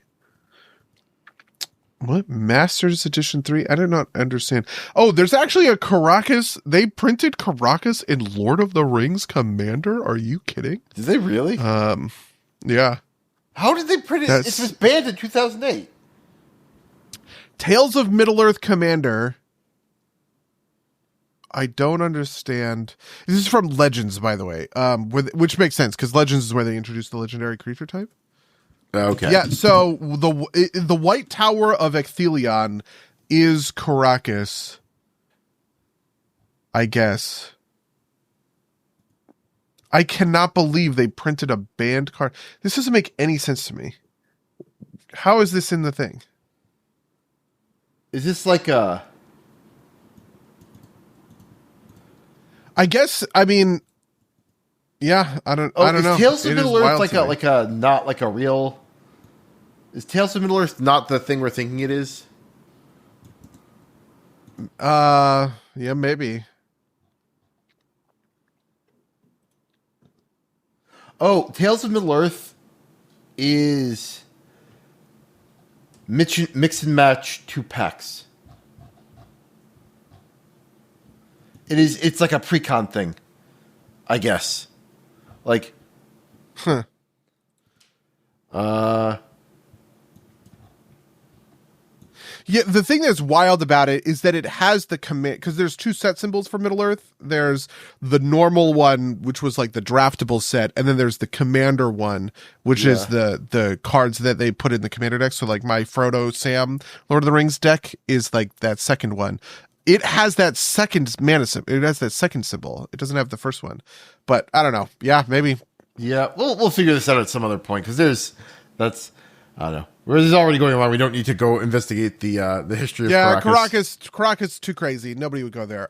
Next on the list, Leovold, Emissary of Trest. This is another, each opponent can't draw more than 1 card each turn, and you windfall, and everybody loses all their cards, and it sucks. It also has this thing of essentially ward draw a card, which is to say, whenever you or a permanent you control becomes the target of a spell or ability an opponent controls, you may draw a card, which basically just means that not only is Leovold this brutal thing that shuts down people's draws, it also gives you a bunch of extra draws because if they want to kill Leovold, they have to target it, that kind of thing. So, yep, sucks.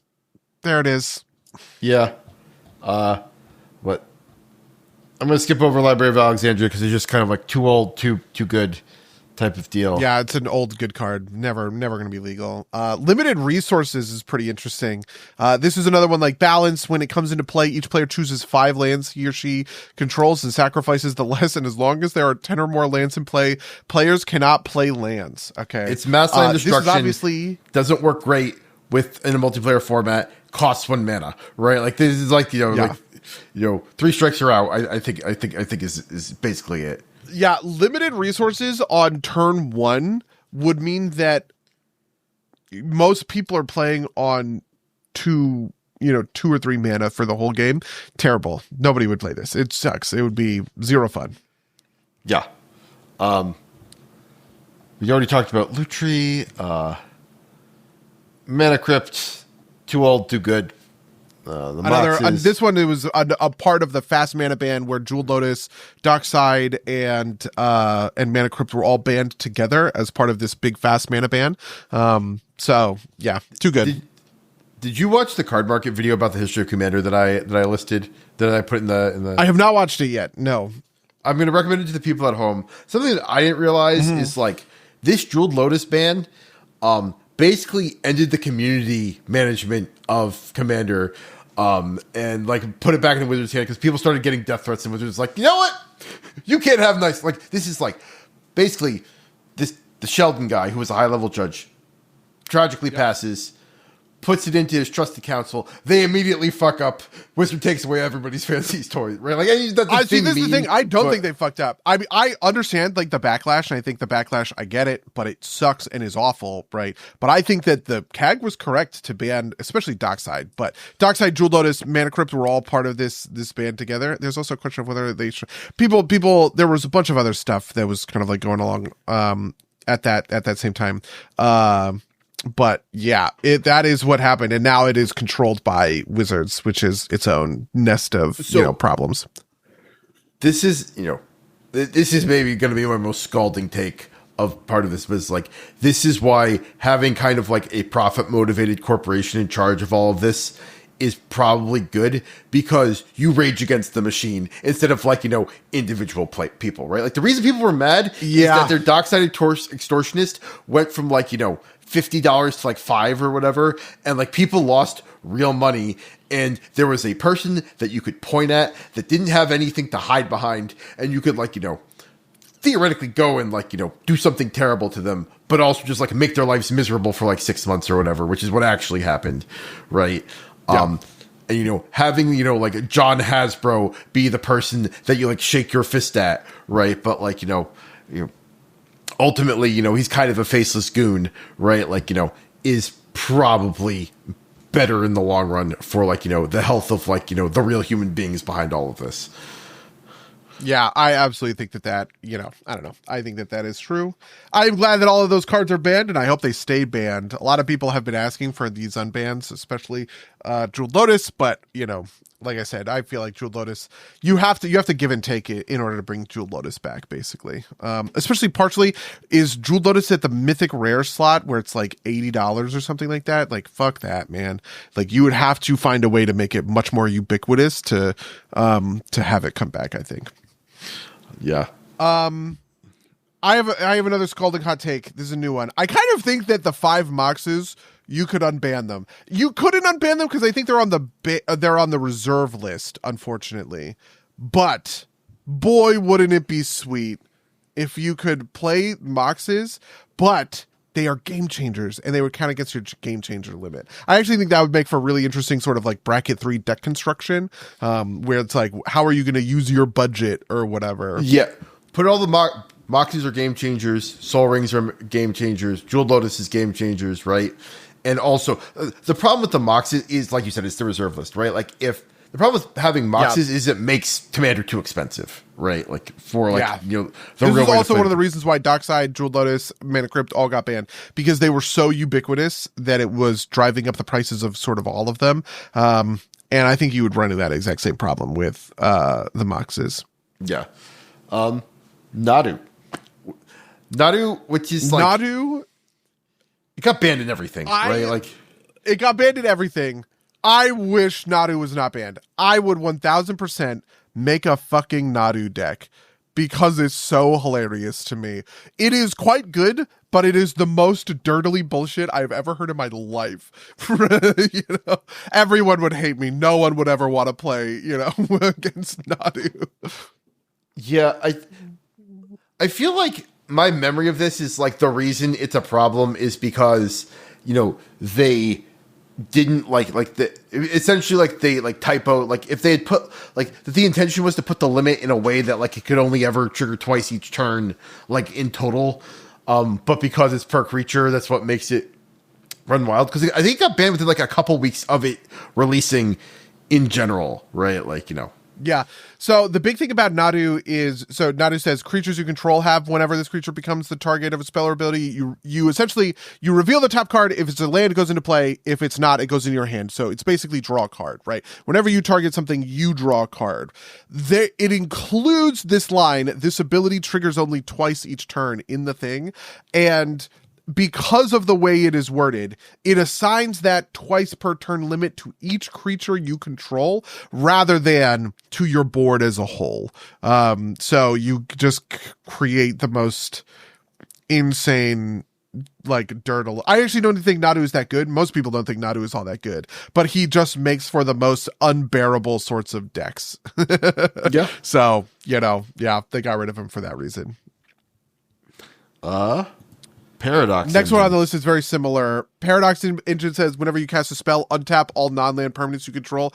This thing goes infinite at the drop of a hat, right? Yeah. It is funny to me because there's a better version of it, okay? And you know what that version is called, Mango? Have you heard of this card?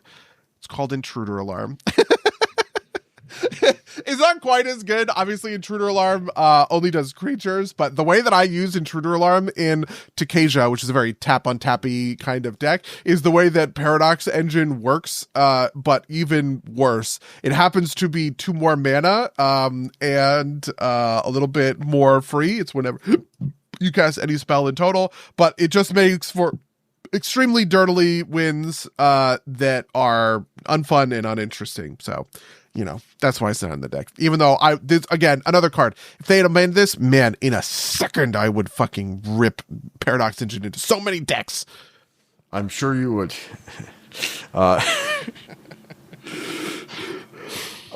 Primeval Titan. This is the one that people think, or that I think at Distraction was talked about maybe coming off the ban list.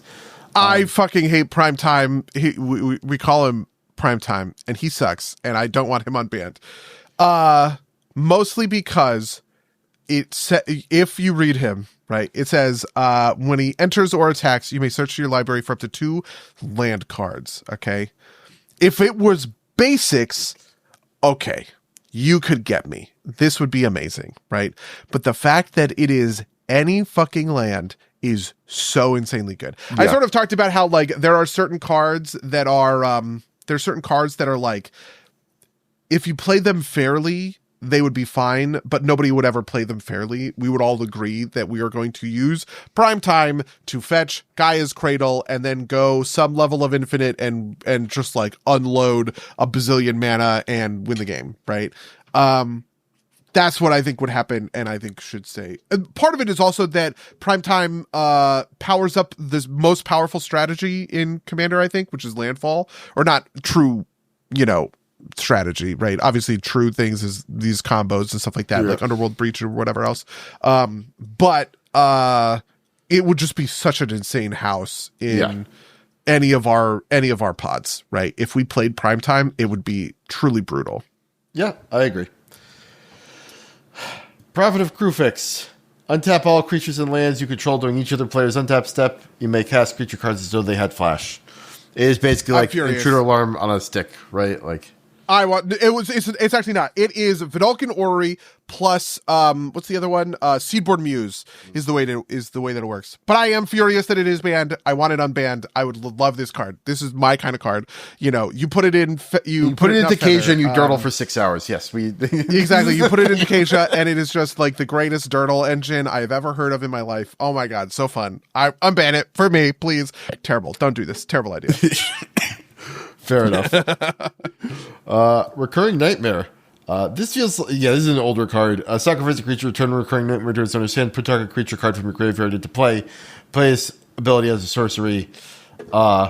This is one of those kind of like, you have to run counters to stop it type cards. It is the most powerful recursion engine that they've ever printed in Magic, and it's because of the returning it to your hand. Because it is this enchantment that keeps coming back into your hand, it basically means that all you need is this in order to do as much recursion as you want. Reanimate, when you reanimate something, it just dies. Like the sorcery you use, or I guess I'm thinking animate dead or whatever. No, I am thinking reanimate. When you reanimate something, it pulls it out of the graveyard, and then you have to find a new recursion card to pull something else out of the yard, right? Recurring Nightmare, I just think is too much for that. It also combos in complicated ways, is another thing that I understand. So, yeah, makes sense. Raphalos, we talked about this. Too powerful, too much mana, too fast. He basically doubles all your mana in a mono green deck, right? Like, I don't know. I feel like I don't know. Maybe Raphalos would be fair. 2 mana, tap 1 for each forest. You have to play it in the mono decks, but I don't know. Yeah. You could maybe get me to that Raphalos deserves to come off the list. Part of it is that you can put him in the command zone. It's like putting Gaia's Cradle in the command zone, but even better. Even more powerful Gaia's Cradle in the command zone. And that I think is the spooky part, But it is a very old card. It was on the ban list when I started playing. So it must have gone on one of the like inaugural ban lists, basically. So yeah. We already talked about Sherazad, Sundering Titan. This one's hilarious. Yeah. And by hilarious, I mean awful. Like, choose a land of each basic land type and destroy those lands. I guess if you loop it, it becomes a problem. It is an enters and leaves triggers too. So if you blink it, you get it twice. I don't know. The Sundering Titan I don't actually think is all that good. And would fit pretty well in a I don't know. It would fit pretty well in the Game Changers list, but it is not a card that I think is awesome enough. Gristlebrand is sweet. Emrakul is sweet. Those cards make a player do a cool thing that I think it sucks, but like the table can also get behind that in a way. Sundering Titan just sucks. I don't think you make a good game by playing Sundering Titan. Yeah, I think Slendering Titan could pretty safely come off the ban list just because he's mass land destruction that automatically puts him at like bracket 4 or above. I think it's one of these things where like he is not good enough to like put on, to like B and C EDH, and also is like unfun, and so like there's just no reason to take him off the ban list, right? Like I think that's basically it. Next is Sylvan Primordial. 6/8, 7 mana, 5 and 2 green. Reach. When Sylvan Primordial enters the battlefield for each opponent, destroy target non-creature permanent that player controls. For each permanent, destroy this waste of your library for a forest card, put that onto the battlefield tapped. Then shuffle your library. Yeah. This is part of the Primordial set, and I like all of the Primordials except for this one. It seems too good. It's wild that you get the forest. Do you know what I mean? Yeah, It comes in, it blows up 3 things, one thing each on your opponent's boards, and then you get to ramp 3 times is kind of crazy. But I don't actually think it's all that powerful. If they were to unban this one, I would not think it's that bad, because this is pretty game changer level. I don't know. Yeah. I also think, funnily enough, I think it'd mostly be fine, partly because the number of decks at the level that you run it at that are running, like, I feel like you just run out of forest pretty quickly. Like, even if you like hyper ramped it, you just like wouldn't actually ramp that hard. Yep. Time Vault and Time Walk are 2 mana extra turns. That's like, I don't think we need to talk about those, right? Like, Tinker we already talked about. Even better now, actually, because you would Tinker a Blightsteel Colossus, which would just like kill one person immediately. Yeah. Brutal. Tolarian Academy also just never. Trade Secrets. This is a great one. I love Trade Secrets. Trade Secrets, I think was banned, but we played it before it was banned, and I saw why it was banned, which is it's supposed to be a symmetrical effect, but it's not a symmetrical effect. It says target opponent draws 2 cards, then you draw up to 4 cards. That opponent may repeat this process as many times as he or she chooses, right? Normally, the way this works is I'm playing you in 1v1. I go, okay, you can draw 2, but I get to draw 4. Do you want to keep going, right? Well, in Commander, yeah, I keep fucking going because I'm creating a huge differential between. Sure, you're getting more than me, but the 2 of us are gonna we're gonna do it for 40 cards or something, and the other 2 players are just gonna get absolutely hosed by it. So because it is not kind of symmetrical to the 4-player nature of Commander, that's why you just can't play Trade Secrets. Yeah, but it is awesome. Yeah. It would also be a fun thing to kind of just like be on the other side of it, and or being like the junior partner. It's like keep going until the other person's like won't draw anymore because they they're gonna deck themselves type of deal. You actually could kill somebody with this. You can. It says up to. Cause you, like the opponent has to draw 2. You get to choose how many. Interesting. Yes, you can stop yourself from decking yourself, but like, Okay, yeah. Because I was gonna say it's not a May effect, but it is up to. So fair enough. The next one, Upheaval. This one's hilarious. Nobody understood why Upheaval sucked so bad until the kind of rise of mana rocks. And what you do is you float all of your mana, and then you Upheaval, and then you use it to replay a huge creature that's going to win you the game, or all of your mana rocks. Right, so you are back at 6 or 7 mana, and everybody else is at 0 because it's all permanents, including lands. It is just it's like a hard kind of the game reset, and then somebody says, "Okay, I do this," and then I play my Darksteel Colossus again, and we just do that thing where Darksteel chips everybody down because it that's how it works, like that kind of thing. So yeah, I actually think. Sorry, go on. But there's a number of other effects that are like this, but they almost always say non-lands now, or they say empty mana pools, because you have to empty the mana pool, or else people will do this thing where they float all the mana, Upheaval, and then drop a beater. I actually think that this would probably be fine if it was like maybe a little bit more expensive, and you floated all the mana, because then it's just kind of like a clean game ender, right? I think the real problem here is if you don't do that, and then the game just goes on for another 3 hours because everybody has to start from fucking ground zero, right? Like, yeah. I think this one could be unbanned. I feel like it is mass lane destruction, sort of. I think, really? You even at you have 6 mana? I think 6 mana is too low because, like, I think in a lot of games you can get to turn, like, you can get to 6 mana and just throw this out as a Hail Mary, right? Like, this isn't dangerous in the lead player position. This is dangerous from, like, a game health perspective in the behind player position who throws it to just, like, reset the game state and try and get back into it, but, like, extends the game for another, like, doubles the duration of the game. Oh, that's interesting.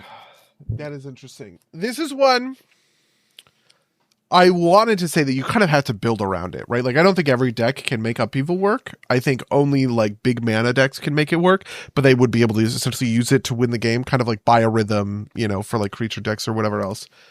But maybe you're right, a version of things where I'm incentivized to, I'm in a losing position and I go, you know what? You're going to kill me if I don't do this. Upheaval. And then it draws the game out insanely would suck. I do think that. And so the defensive sort of use case is pretty dog shit. Yeah. And then we already talked about Yawgmoth. So we've made it to the end. Okay, so here it comes the next question. If you could ban stuff, what would you ban?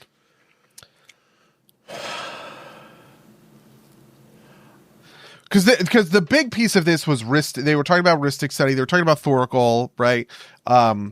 I actually think the one that I would ban, by the way, is probably not Thoracle. It is Underworld Breach. Seems to be the game winner for I feel like Underworld CEDH Breach at this has point. gone back and forth, right? Like, since I have been listening to the Play to Win podcast, which is like it's like the Command Zone but for CEDH or whatever, it is so common that they talk about Underworld Breach as a win con over Thoracle, just because I think it is a sort of clean to assemble win con out of the graveyard a lot of the time. So if you counter the Underworld Breach, it goes into the graveyard and you have a piece of recursion to get it, like, to get it out. You have Savine's Reclamation, you have a bunch of other sort of stuff that do that kind of thing. So the way that people do this is you'll do, like, Intuition or stuff like that. That's like a game winner, right? Oh, I Intuition, I get Lion's Eye Diamond, which is the mana piece to it, which you could maybe ban. Lion's Eye Diamond is a 0 mana artifact, says discard your hand, add 3 mana of any one color. This is the other piece that combos so well with Underworld Breach. You get Underworld Breach and you get the recursion piece, whatever it's called. I think it's Savine's Reclamation, which just lets you pull it out. So, and it has flashback, so you can cast it in the yard. So I could definitely see Underworld Breach catch a ban for that reason. Breach also caught a ban, I think, in Modern recently. It's a real good card. The problem with it is that it's in red, and red otherwise sucks. And so if you ban Underworld Breach, nobody's ever in red ever again in CEDH, it seems like. Yeah. I think my answer to this question is the thing I said earlier. So part of this is I want to be able to be like, put this in the lab, right? And, like, see how it works out and see if this is a good idea or bad idea. But, like, going off of this kind of, like, this is just kind of like what my art is. I would love to try for a year, ban all I win the game conditions, like we talked about earlier, right? Like, oh, sure. Yeah. You have to, just to kind of see how that plays out and see how that affects everything. And see how people feel about that in general, because I think that could be an interesting change at least. Yeah, I would be really interested where he goes. I bet you would see a lot of storm wins. Yeah. Where you would have Ral or something like that. It's, I think, like the premier storm deck. It's interesting that combat damage is so hard to win off of, right? But you'd probably be able to find some kind of combo. It's like when I've won a couple of Stella games off of kind of a a sort of infinite combo where Sela can put a million spells on the stack and you can like gutter snipe people out on that. Maybe like that's technically a 3-card combo, but it's not incredibly hard to assemble. I don't know. It's complicated. I wonder what you would do. Yeah. I also wonder if there's a way to like, I don't know. What about for our group specifically? Yeah, see, this is the thing. There are conditions I would want to. Part of this too is like our experience. I think is pretty weirdly shaped by the fact that we consistently have like between 5 and 6 players, which we've talked about as being like a very suboptimal way to play Commander. Yeah, for our group in particular, I don't know. Like, part of the problem is with our group is like I think we're at a point where like I'm not super frustrated by anything that happens in the pod except for like timing issues, right? Like, if you ask Mango to add a list, a rule to the Commander format, it would be like chess clocks, right? Like, or something like that. Of course, that would also cause me problems. I'm pretty sure the first game we played yesterday, I was the one taking the longest turns because I'm playing these like steal your opponent's deck cards, and like I have to figure out how you have to like read a bunch of cards that you're not familiar with. I absolutely get that. I also think there's a piece of it where one of the things that I learned from these CEDH guys, which I think I talked about on the podcast last time, was they only have I think 2 decks at a time, right? And it forces them to get really, really good and tight on those decks, which totally makes sense from like a competitive angle, right? Like when I played competitive Magic, I had my one deck. I played green-white control. That was it. That was all I was playing, right? It's not like I would show up some weeks and go, ooh, I'm going to show off my red deck wins. It's like, nope, green-white control. That's it. That's what we're doing, right? The opposite is what we do for Commander, where we show up and everybody says, I have a new deck I want to play. I just built blah blank. Let me play blah blank. And like the process of onboarding yourself into a deck does that thing where you draw every turn, you go, why did I put this? Oh, right. Okay. Yeah. Okay. Like all of that kind of stuff, which just slows games down. I think a fun thing for us to do at some point would be something like either we sit down and, we have the other people at the table pick what deck you're playing. Like, yeah. Like I point at you and I say, you are playing, you're playing Takesha this game or something like that. We used to do a version of that called Winner Loser. Which was, we didn't do it for Commander. This was before we played Commander, but the loser got to pick the winner's deck.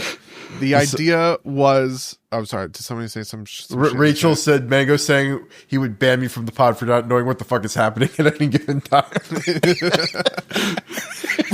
Listen, Rachel went on Takesha last night, yeah. Which is, I think, the most complicated. Oh man, Jeff is the most complicated deck in the pod, but the most complicated sort of singular deck, right? Jeff is complicated because it complicates everything. Jeff is not complicated on like his own terms, right? Like the problem with Jeff is like you're just kind of like doing stuff, right? Like, I will say, Rachel's great because when she doesn't know what's happening, she maybe takes a couple minutes to figure it out. But if she's like, I don't know, she'll be like, swing, pass, right? Like, just like be like, I don't know what's happening, but I'm not going to try and figure it out and go on, right? Yeah, like, there's this other tension, which is something that I've been trying to manage a little bit. There's this other tension between moving too quickly for other players to understand. I actually think this is part of the problem with Takesha. Yeah. With Takesha, what I want to be able to do is move very quickly. I can take my Takesha turns extremely quickly. This was part of when I was very salty and I was timing everyone's turns, and Cerryan was taking longer turns than me, but was mad at the amount of turns the amount of time that I was taking up on Takesha, which I don't think is fair. But the thing that I think he was mad about wasn't the amount of time I was taking. It was actually that he didn't understand my board state. He didn't understand what was going on. And because I was incentivized to move fast, I'm not incentivized to explain my board state to people versus like Bello is out all of my guys become creatures. That's like a thing that we all intuit very quickly. With Decasia, it's like, okay, I have 6 creatures. I have a 1/1, a 2/3. This one taps to do whatever. They untap. They all have these weird interactions. Nobody can keep track of it. I can barely keep track of it, right? So there's this like other piece about it that's like, can I have the mental bandwidth to keep up with an enemy board state? Not all the time. Oh man, I just had like the weirdest thought. Like, could we fix some of our problems by like playing on a table that's lower to the ground? Which is like a weird way of saying the thing that I want is like what I want is to be able to like in Magic Arena, right? Like while, I'm player D. Oh, I can look at player A's cards. The problem is like in the middle of a normal game, what I should be doing to really like understand this is like be standing up and just like reading your cards while like, Cerryan's playing his turn. But that's kind of obnoxious, right? And if I'm looking at your cards, the active player's probably be like, what is he seeing, right? Like, because like, that's like an information thing. But the ability for me to like just kind of like digest what's happening on another player's turn, I like what the non-active player's board state is while it's not my turn would probably be helpful. But just kind of like the social construct around that means that I'm actually just kind of like reading Twitter on my phone instead, right? Which is... Yeah, I totally get this. I actually think this is probably a thing that makes me win games more often, just because I've played quite a lot of Magic and I have a good... So for instance, yesterday when we were playing this Feather game or whatever, Frank was moving through his turn and he was playing cards that I just know. I understand. He said, I play this. And I'm like, okay, I understand what he's doing. He's fetching that and that. He's going to do this. It's going to trigger the other pieces on his board, right? I think the thing, and the thing that let me kill Frank was he cast a spell and I went, okay, in response, I kill Omnath because I knew if that spell resolved, he's going to get a landfall trigger that kills me, right? And it was like, if I'm... I want to say this thing of like, if I'm person X in the group who doesn't understand the nature of Frank's board state, I just lose to that play because I don't understand what's going on. But like, I don't know how you solve for that besides just playing, 20 years of Magic the Gathering and... Rachel says in the chat, you can say me. Okay, I will be mean to Rachel. And I would say, if I'm Rachel and I'm having a hard time, tracking like Frank's move through his states, I put myself in a position where Frank resolves something and I sort of lose. There was actually one game where Josh did this to me and I was furious about it. At the end of the game, I was like, man, are you fucking kidding me? I think I like yelled at Josh, which I normally don't do. A lot of the times, if I lose, I'm just like, hey, okay, great. Well done. You got me. The thing that Josh did was he moved through the phases he moved through his spells so fast and I had lost track of his board state and I had a piece of removal in my hand.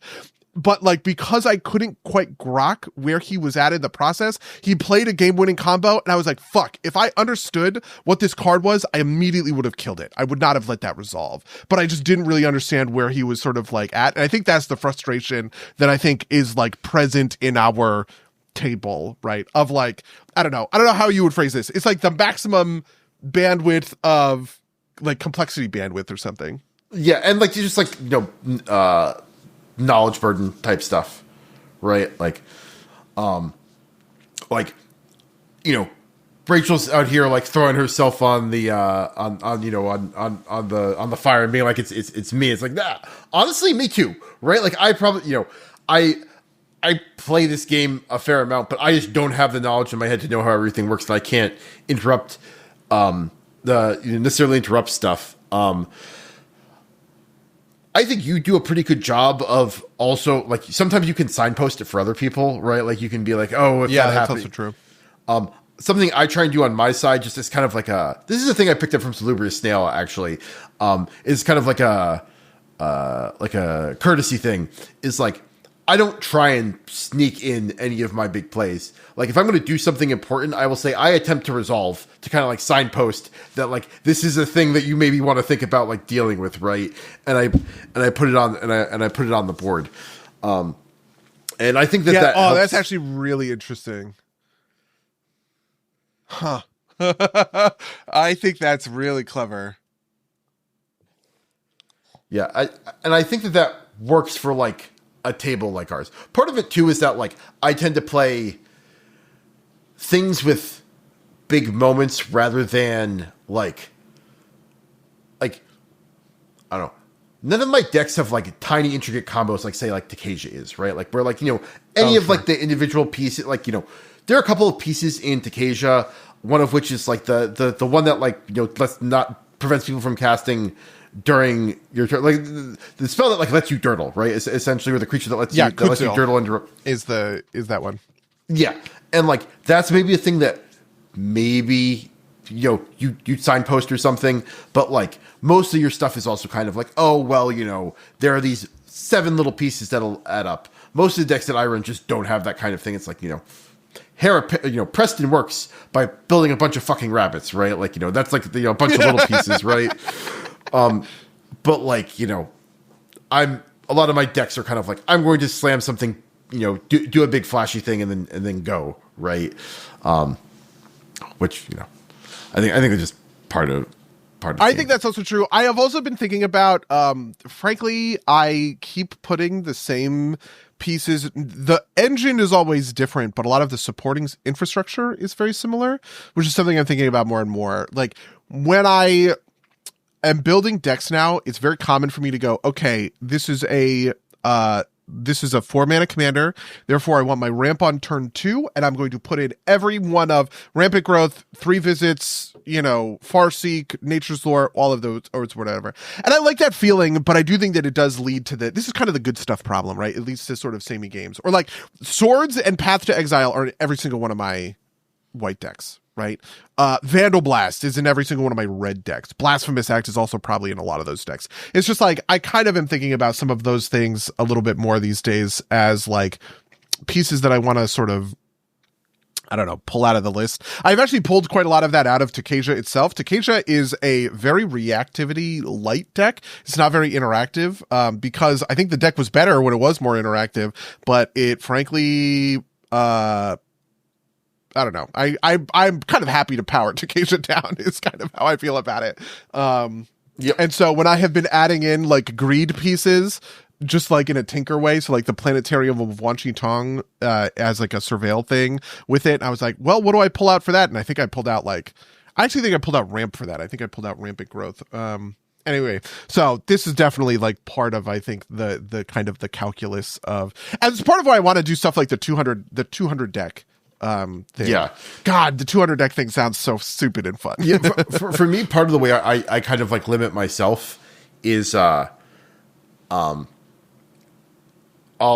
like when I'm dealing with staple effects, like when I'm dealing with like basic removal or ramp or like that kind of thing, instead of like, going and proxying the best version of the effect, I will go to my collection and pull out, a version of it that I can use. And it's like, okay, this is how I'll keep myself honest, is like, I'm not going to, instead of running like Deadly Rollick in every deck, right? I will run exactly as many Deadly Rollicks as I have copies of, right? And I will spread them out amongst my decks. And if I can't do that, I will run like a Murder or like, like an Assassin's Trophy or, or one of the, like in this Maryland deck I'm building, I've got like a substitute murder effect that I'm not running like, like the Deadly Rollick instead of, right? Just because Yeah, this is actually one of the things that's pretty important to me about Takesia. Takesia is a deck with no proxies. Takesia is a deck that I pulled together out of bulk rare, like singles hunting, basically, right? Where I, go to LGSs. This is part of what was so frustrating to me about the Approach the Second Sun stuff, right? I found Approach the Second Sun for $1 in the bulk rares of some LGS in New Hampshire, and I pulled it out and I kind of built the deck so that it could survive that sort of win con, right? And so it's very much like, it's sort of the opposite of like net decking in a way. Like I know that there are actually a number of really great cards I could be running in Takesia, but because I just haven't found them at game stores nearby, I just haven't been able to run them, right? And I really do love that feeling. I'm about to proxy a bunch of decks, and I'm kind of happy to proxy them because, frankly, most of them are extremely expensive decks. But I definitely have found myself in this sort of position of like, I'm not going to proxy all of my decks all the time. There are some decks where I'm just going to buy the singles I need in order to make it work, because the process of sitting down, sorting through singles and going through, this is the best version of this that I can get at $1 is better to me than, you know, the version of this that I can get for $8 that's in the case or something like that. Yeah. That makes sense. That makes sense. Yeah. So I actually do something I wanted to ask, and we're kind of pushing the time. We're almost at 2 hours. Sure. But I want to ask specifically about. We talked a lot about Sol Ring, so I don't even think we need to talk about Sol Ring. But like Rhystic Study and like Smothering Tithe, I guess, are the two that come to mind as like, you know, things that people maybe want banned but maybe don't. I think there are good arguments for and against. Like, you know, I think Rhystic Study has kind of like the good stuff problem, where it's like it's just like too generically good to avoid putting in a lot of decks that can handle it. I think Smothering Tithe is obviously a weaker version, but I think it also falls into this like people don't realize how good treasures are type of problem. Yeah, that's actually true for Smothering Tithe, because they came out, I think, at the same time. I think Dockside, Smothering Tithe, Hull Breach were all coming out when people really underestimated the value of treasures, basically. My thing with Smothering Tithe and Rhystic Study that I think feels so unfair is two pieces. One, they are huge game slower downers because they trigger so often. They trigger on fucking everything, right? I have actually felt this a lot. I miss triggers kind of all the time, and kind of for the purposes of it is, I don't care. It's less of a mistrigger, and it's more of a like you know, when you can forego your own like May effect or whatever. I just kind of like don't. I was having this with I was playing Ketramos the other day, where it's when you attack with this creature, you may exile a card. That's great. I actually should be doing that every single time. But at that point in the game, I was so far ahead. I was drawing so many cards per turn that I just let a bunch of those triggers go by the wayside just to kind of churn through the game faster. And Rhystic and Smothering Tithe take a lot of time for that kind of purpose. The big thing I think for both of them is that they are unconditional. So Rhystic is every spell your opponents cast, right? It is versus the fairer versions of this, which are Mystic Remora and Esper Sentinel, neither of which I think are, you know, I think they're all kind of crazy, but Mystic Remora and Esper Sentinel both trigger off of non-creature spells, so it's a little fairer. Smothering Tithe is every time an opponent draws a card, rather than whenever an opponent would draw their second or later card each turn. You know, like a fair version of Smothering Tithe is probably something that's like whenever an opponent draws a card, except for the first card they draw each turn, you create a treasure token unless they pay 2, right? Like something like that. And I just think that, I don't know why this little carve out exception feels better, but you know, Rhystic Study will always feel worse than you know, what's the Fairy Mastermind? Fairy Mastermind, really good card, but it's the one that triggers off of the second card or the second spell cast each turn. You know, you draw a card. Yeah. So just to kind of bring in the wider, like the thing that everybody talks about, you know, and by everybody I mean like the 2 different Magic podcasts I listen to, is that like the bigger problem with Rhystic Study is that it has this social effect, which is that like people get very invested as to whether or not you should pay the 1, right? And like we'll also get mad at you if you don't, right? Like it is not always correct to pay the 1, but like, you know, people at the table will be like mad at you for not paying the 1, and especially if like you can directly kind of like point to that as being the reason you lost or whatever. I think in particular our table doesn't really have this problem, or like our pod doesn't. Do you have, like, I don't play a lot of Magic in the outside world. Do you have thoughts on kind of this like social pressure problem as being like a driving thing? You know what's funny? I did play against Rhystic Study. Rhystic Study was a huge chase card for me. And by the way, I think I'm going to put it in that Rexiel deck when I put it together, because there was a Rhystic Study in that deck, which, you know, the pay the 1 thing was wild back then. Nobody ever paid the 1, and you just drew the cards. In the time between 2011 and now, you know, 15 years have passed, and people understand that you ought to pay the 1, just pay your tax kind of thing, because it's so, you know, like so good and so strong. And I actually kind of think that Rhystic Study was weirdly better as a card, like stronger as a card back then. But less annoying because you never asked. Because everybody would do this thing. You play here's what I have. I play Ristic Study, and you go, okay, whenever you guys cast spells, you have to pay the 1 or I draw a card. And then everybody goes, brother, just draw cards. I don't care. I'm never gonna pay the 1. And I go, great. And then they cast their spell, I quietly draw the card, I never even interrupt play, right? Part of this also, by the way, back then, I will mention for the record, there's this other weird thing of like Commander games used to be about bigger, more expensive effects rather than many very little effects. Commander right now is very much like 2 3s and 4 drops, right? It's all about, okay, what are your, what can you pay on 2 3 4 mana? And so most turns involve players like chaining a couple of different spells. I play 2 cool creatures. I play, a board wipe and then I rebuild with this thing. I play this piece of removal and then a little enchantment that does whatever, and a mana rock or something, like all that kind of stuff. That is a much more common thing now. Back then, it was basically you play one big thing a turn-ish.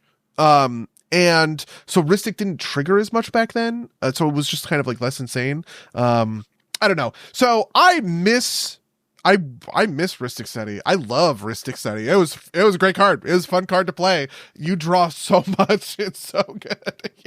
When I demonic tutored, because I had tutors in that deck, I tutored for Ristic Study a lot because you tutor on 2, you Ristic on 3. Boy, are you cooking with fucking gas, brother. But this was even before Soul Rings. We didn't have Soul Rings in our deck back then. You know what I mean? So it's a different time. Yeah, different time. Boomer Commander, I guess. Yeah. I feel like a big part of... I have not played... Go on, sorry. I have not played with Ristic Study since those times, so I don't know what it's like in like a current sort of format. But back then, it was good. It was extremely good. We all knew it was good, but it was not, format warping in the way that it feels like it is now. I feel like there's also an aspect of this where, like, if you are playing either of those cards, you are playing the type of deck, and you're the type of... I'm pointing the finger straight at myself, because this is the type of thing I do, which is like you lean over and you say, do you pay the 1?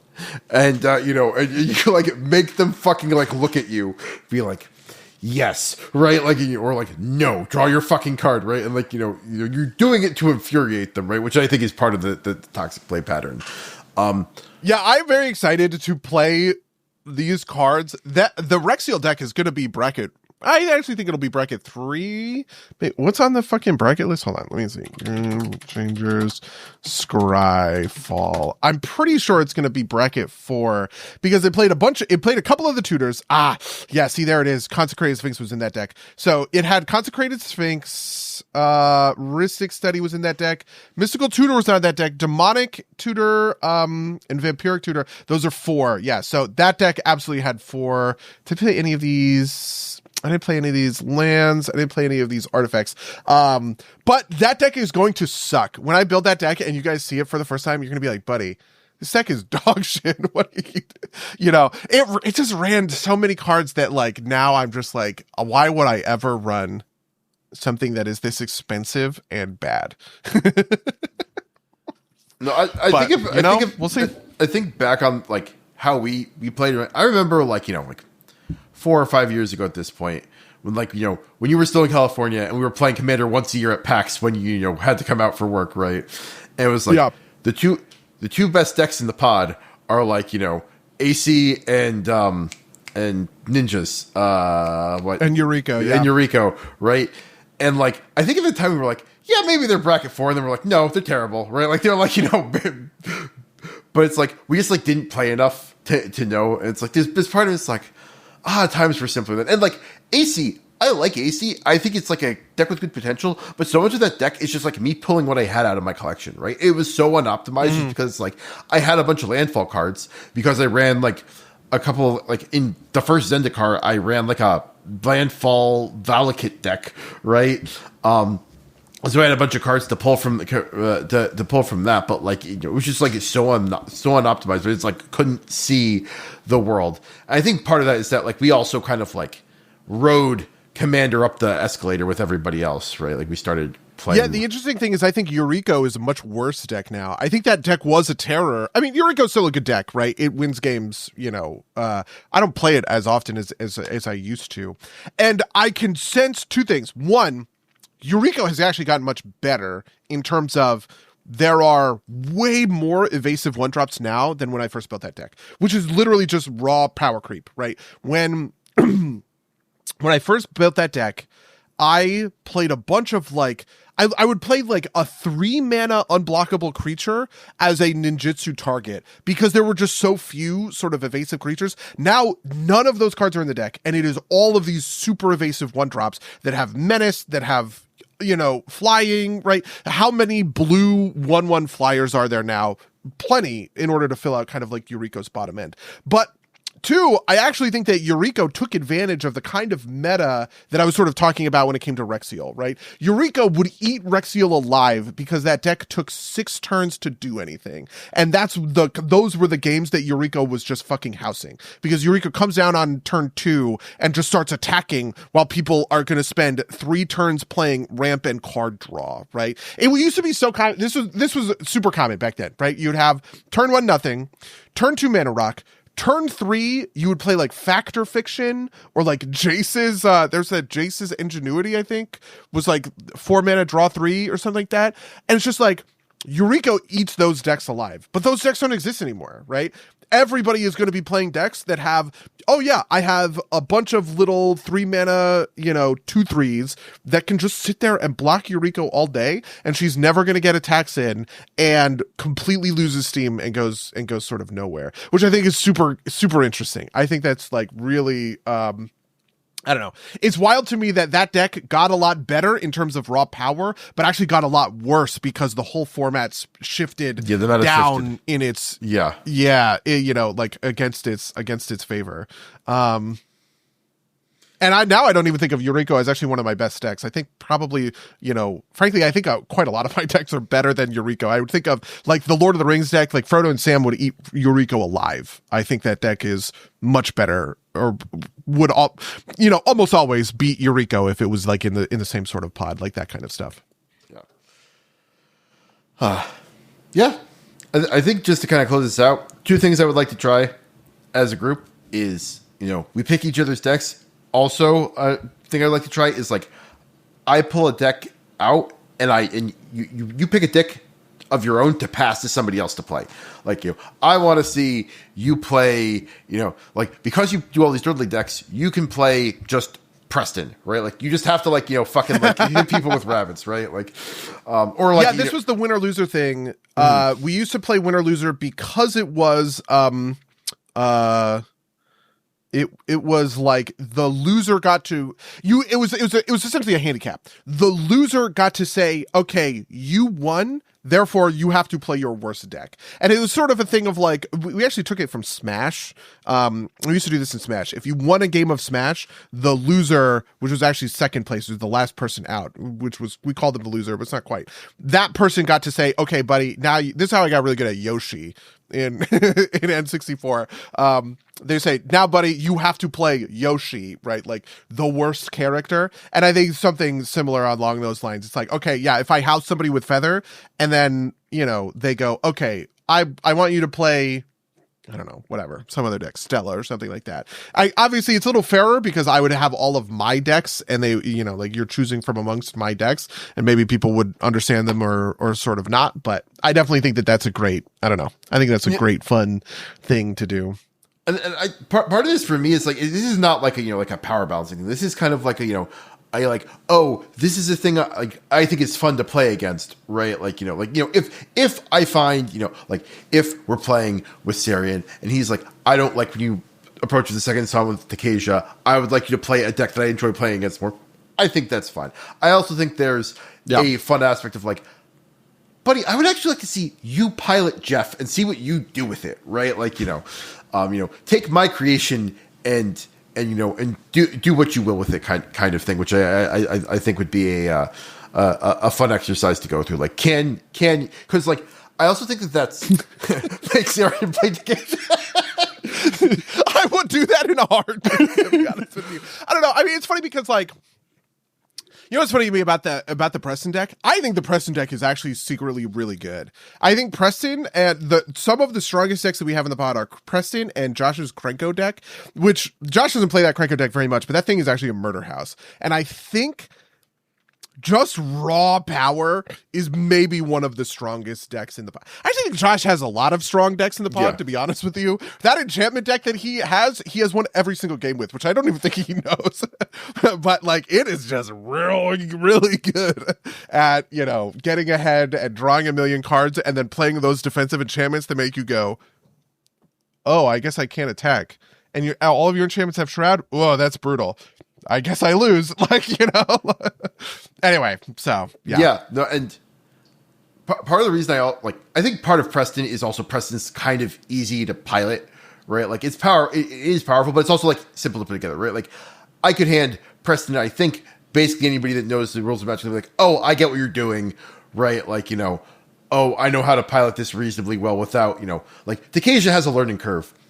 Preston doesn't so much, right? Like there are a couple of things in there, but like most of it is kind of like you play rabbits and you hit people with a fuck ton of rabbits, right? Like if they're going to take away your rabbits, if you've got protection in hand, keep them from taking away your rabbits, right? Like that kind of thing. You know, the funny thing was when Rachel and I were leaving last night, we were joking in the car about role playing as our commanders, because we were actually talking about a different deck that I am building more or less for Rachel called Flubs the Fool. Do you know what Flubs the Fool does? No. He is a frog that is in Temur colors, so green, red, blue, and he has a thing that says you can play an additional land on each of your turns, number one. Number two is whenever you cast a spell or play a land, you draw a card if you have no cards in hand. Otherwise, discard a card. So what happens when we play Flubs is you go, okay, I play Flubs, I play a land, discard a card, I play a spell, discard a card, I play whatever, I have 0 cards in hand, and I draw a card. And then you just start playing off the top of your deck. Because you play a thing, draw a card, play a thing, draw a card, play a thing, draw a card. So you're just playing off the top of, you know, like playing off the top of the deck. We were talking about Flubs being like an evocative commander in the sense of, oh, I understand how a deck that just plays off the top, it is top deck the deck, right? You have no other decisions. You're not holding removal up for whatever. You just play it off the top of your deck. Oh, do you rip Vandal Blast? Find an artifact, kill something, play the next card, right? Like that's all it does. That feels good because it is part of sort of the you know, just the fact that he is called the Fool makes sense for that. Takesha's thing, you know, she is an archaeology teacher, right? And she tells all of your creatures, okay, students, let's go down to the dig site. We're all going to go digging today. And all of the students get tap, surveil 1, tap, surveil 1, tap, surveil. And you can just go digging, dig. All of your people, you're like, and I think there's a piece of that is also like kind of in here somewhere, right? Preston making a bunch of illusions and then going poof, disappear. That's like a thematic thing that I can really kind of like get behind. And the decks that I feel like I respect the most are the decks that do that thing. Is the reason why I built Eureka as Ninja Tribal rather than top deck manipulation. The sort of CEDH way to build Eureka is with a lot of top deck cards that let you go, okay, I'm going to put a Shadow of Mortality, which is a 15 mana CMC card on the top, so that when I reveal it with my Eureka trigger, it nukes the board. I don't have any of those kinds of cards in the deck, right? And it's because I just think Eureka, you know, leading a band of ninjas to spicy victory is cool and fun. So makes sense. I don't know. Yeah. I definitely agree. I have played some of your decks at this point. I played AC, which I won on. This is the longest explanation of making you're not allowed to play the Flubs the Fool without wearing a Jingly Jester hat. Nope, that sounds about right.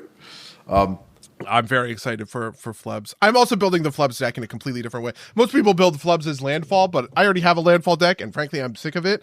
I'm sick of all landfall strategies. I hate landfall. I'm anti-landfall at this point. And so I'm super into making a very different version of Flubs. I am also, like, you're talking about RPing commanders, and I have been thinking about this Iroh deck, where I just want to, like, you know, be like, oh, yeah, you know, nephew, this is your burden to bear now, and like handing something off to somebody off, right? Like, you know, just like playing as Iroh, having recently finished. I will offer help if you ask for it, kind of. Yeah. Well, I guess that's that. Is there more you want to talk about after like a bazillion hours? last thing, just to finish up my thought about passing off decks to other people to play. I think part of the fun there too is like you have like two opportunities to win, right? Like you can win given somebody else's deck, and you also kind of like, oh, Buddy won with my deck. That's kind of like a half win in the column for me, right? Like I feel good that like my deck was good enough for somebody else to win with. I think that's I think that'd be a super fun thing to do. But like that was a lot. My that last is definitely very true. Yeah, I was. Yeah. I did say I was malding about Rachel winning with Takeja last night, and let's be real, I was pretty fucking malding. But there is a certain amount of like pride with watching somebody win with your, with your deck. Absolutely. All right, I think that's enough. We're almost at like that's enough. 2 hours and 15. Yeah. All right. We'll catch you up on our weeks at some other point in the future. If you would like to talk to us about or message us about anything we've done on this podcast, you email somedirtflagame@gmail.com or podcast@somedirtflagames.com. You rate review us on Twitch or on Apple Podcasts, wherever you find good podcasts. Watch us on YouTube and Twitch where these go out live. That's everything I had. Buddy, do you have anything that you're looking to promote? I guess not. I guess I don't. Didn't you guys have like a game come out recently? I guess Dead Pets, that's like 2 weeks ago. Yeah, Dead Pets came out. Play Dead Pets. That was 2 weeks ago. Or a week and a half ago or something. Play Dead Pets. Are you still looking for playtesters? Should I tell people to go to the Akupara Discord? I think we've actually already. I mean, I am looking for playtesters. Listen, if you're thinking about playtesting any Akupara games, we're implementing a pretty robust new playtesting system. So head to the Akupara Discord and ask about it, and we'll get you set up. Okay? Yeah. I think that's all that has. Buddy, do you have anything else you want to talk about before we get out of here? Nah, I'm good. We can grip it and rip it. With that, I'm going to say until next time, dear listeners. Until next time, loyal